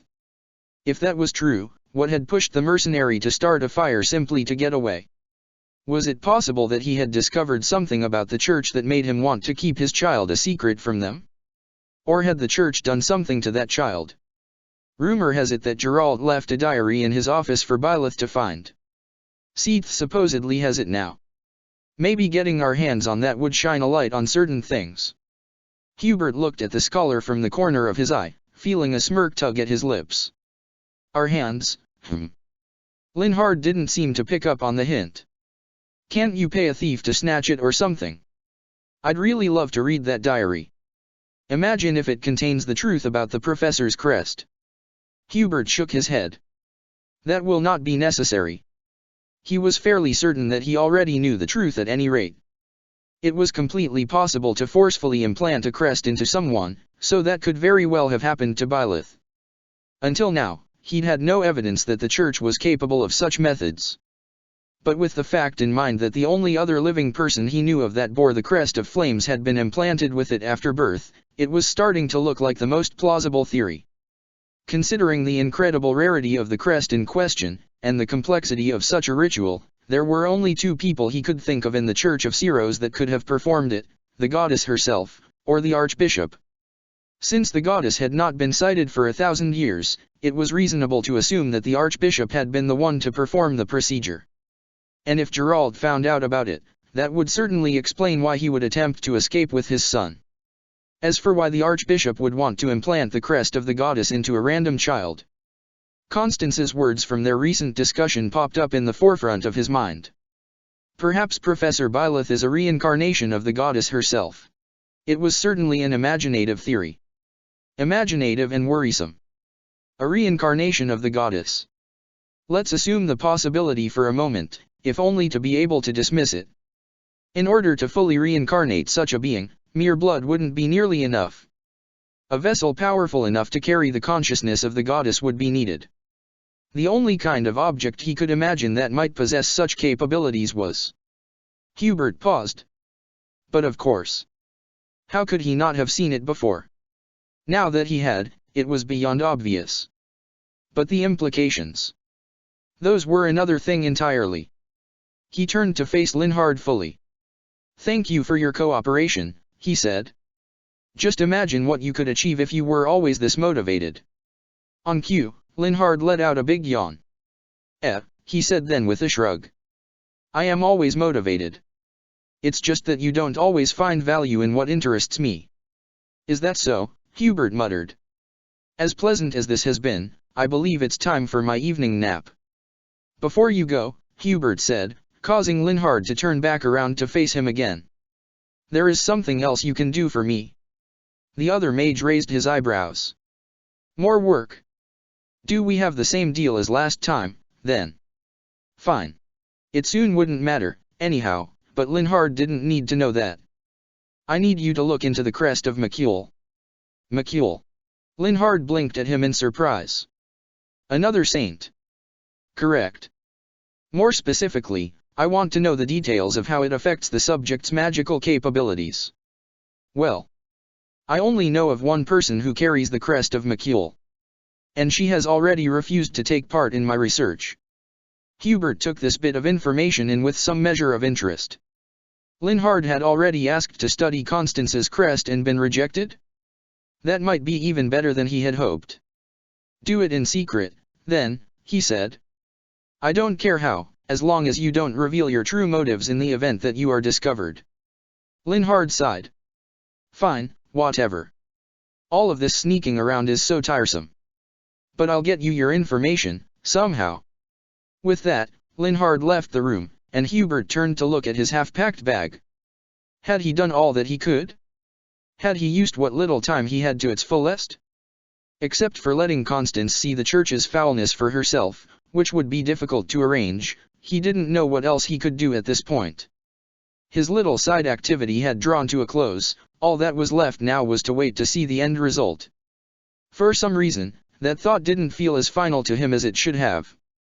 He liked to plan out his strategies long in advance so as to minimize the risk of being blinded by nearsightedness, and yet. He glanced at the top drawer in his desk, where he stored the invisible ink. No, he would send no more messages now. But perhaps there was one last thing he could do. For the umpteenth time in a row, Constance reread the latest version of her formula, checking for mistakes. Hand hovering just above the head of yet another stray dog she had found on the monastery grounds, she whispered the spell beneath her breath. A tingling feeling began in her upper arm, traveling quickly downward and all the way into her fingertips. A small crackle followed, and the dog whined and ducked away, causing her to immediately retract her hand. "No," she murmured, picking up the quill from her right and crossing out the second-to-last variable in the formula before scribbling down a note to herself in the corner of the page. "Too far from the elder syntax." She stopped, scowling at her formula. Perhaps this was a waste of time. She had thought that her most recent idea had been a stroke of genius, but in practice, it turned out to be more difficult to pull off than she had expected. Dropping the quill again, she raised her hand to cover her mouth as a yawn forced it open. It wasn't far past sunset, but she was already growing tired. These days, that seemed to be the rule rather than the exception. When she wasn't staying up to scour the shadow library for more information, she lay in bed, struggling to fall asleep as her mind insisted on spinning wild theories and questions around in front of her weary eyes. Crow's lack of response in the past 2 days was causing her to grow more and more concerned. Normally, she would hardly have given it a second thought. It was not the first time a response from him had been delayed, but given his last message to her, this seemed different. This seemed significant. A dark violet light exploded out of the darkness a few paces away. Constance jerked back, closing her notebook in a hurry. The dog hurriedly got to its feet and scrambled away out of sight. Holding the notebook close to her chest, Constance stared up at the hooded figure in front of her, unable to identify them at first. Then a gloved hand reached up and pulled back the cowl, revealing dark wavy hair and a serious, narrow gaze. A gasp slipped out between her lips. "What in the what are you doing?" Hubert held up a finger and shook his head, causing her to fall silent. Her gaze darted downward quickly, taking in the dark, practical clothing he wore under his cape. Not the regular academy uniform, she noted. Finally, she had the chance to see what Hubert would look like in the kind of clothing she had for so long assumed would fit him like a glove. And as expected, it did look right on him. What she hadn't quite considered, however, was how much more sinister it would make him look. She had to assume he could fit many hidden daggers and other blades within these clothes. A shiver ran through her as she remembered how it had felt to have cold metal pressed against her throat. "I have reconsidered your request," he spoke quietly but precisely. "And while I do not like it, I can't escape the fact that any dark magic you wield will inevitably pose a risk to me and, in turn, Lady Edelgard. Since you are quite obviously inexperienced with this category of magic, and since it can be erratic and highly volatile in the wrong hands, I will, as you put it, give you some pointers. I will offer you my assistance this once, if only to make certain that your magic will not cause any catastrophes that I could have easily prevented. But it will not be a repeat event, and you will not speak of this to anyone." He bent his neck slightly to look her straight in the eyes. "Is that clear?" Throughout his semi-monologue, Constance had simply sat there staring at him. Now, as he looked impatiently at her, waiting for a response, she didn't quite know what to say. "Yes, that is clear." "Good." He straightened again. "In that case, we will need a more secluded space." Before she could think about what he meant, he had raised a hand and swiped it firmly to the side. The bench instantly disappeared below her. She fell backward with a shriek, widening her eyes as tall trees popped up around her. She landed in a spot of soft moss, hands sinking into the moist and spongy mass. Her notebook and quill fell out of her lap and knocked against a rock beside her. Hubert stood in front of her, looking untouched.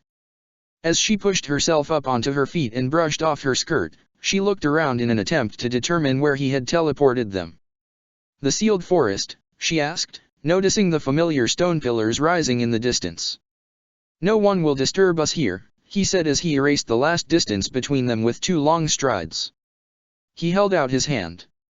"Now, let me see your notes." She hesitated briefly before reaching down to grab her notebook.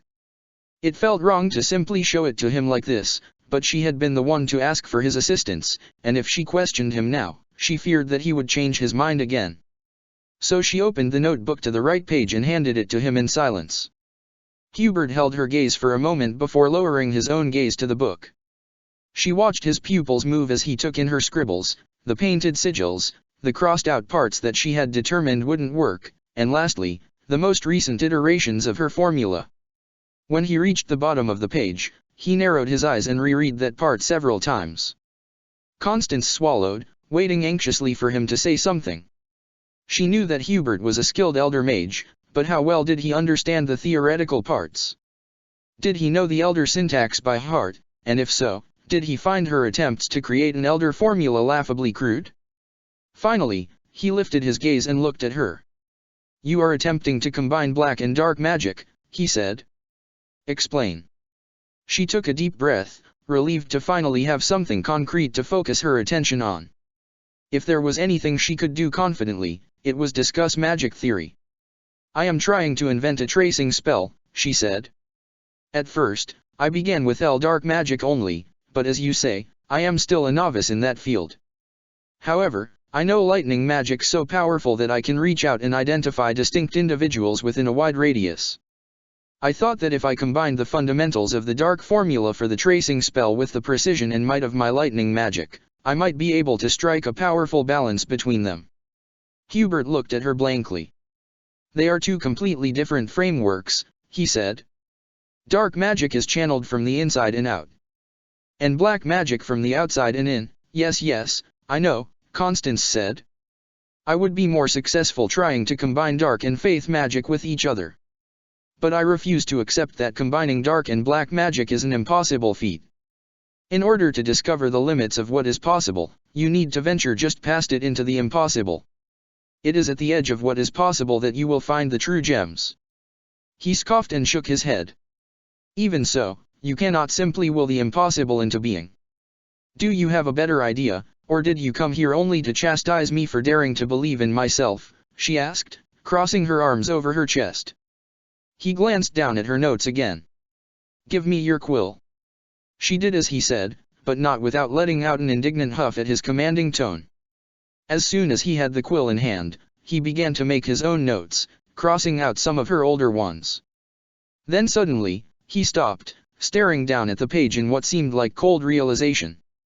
Constance leaned closer in an attempt to see what had him so baffled, but he immediately tore the page out of the notebook before she could see, crumpled it in his hand and burned it to a crisp within his fist. Constance stared at him in shock. "Why, what in the world did you do that for?"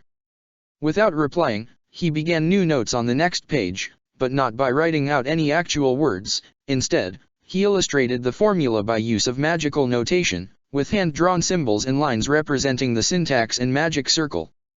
This time, when Constance leaned closer, he allowed her to study his conclusions.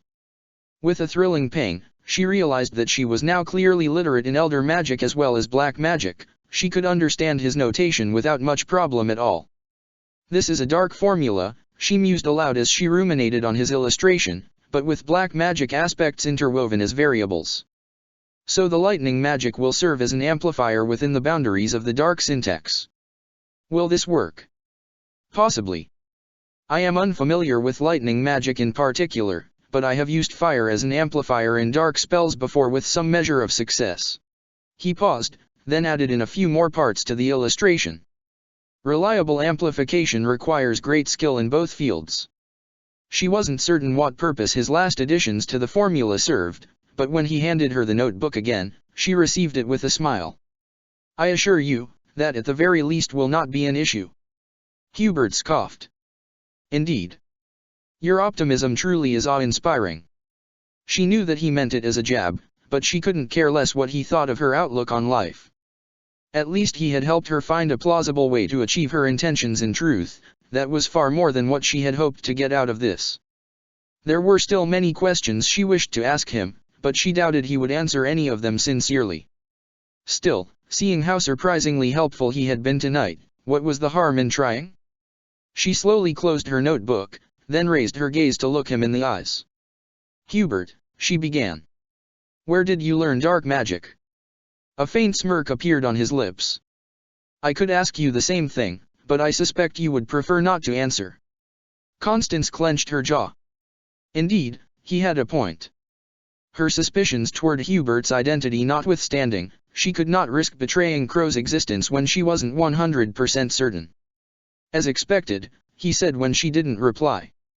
"And as it should be. Were it any different, I doubt either of us would be standing here." "The sharing spell," she continued quickly, hoping to learn whatever she could from him now that he wasn't his usual obnoxious self for once. "Why did you use it on me? And where did you learn it? Have you gone through the dark ritual in order to gain more power?" Hubert shook his head. "Don't test my patience." And with that, he raised a gloved hand and swiped it to the side. Constance blinked, and when she opened her eyes again, she found herself back in the monastery in the same place she had been before Hubert showed up. The dog had disappeared, and Hubert himself was nowhere to be seen. Holding her notebook close to her chest, she steered her steps toward Abyss. Yes, she had perhaps been a little too bold in her search for the truth, but by no means did she consider the night's excursion a failure. Armed with new insight into how she might be able to combine the forces of Elder and Black magic, and confident that she would be able to develop Hubert's ideas further than he could ever imagine, she considered tonight a definite success. Check the description for the links to the author.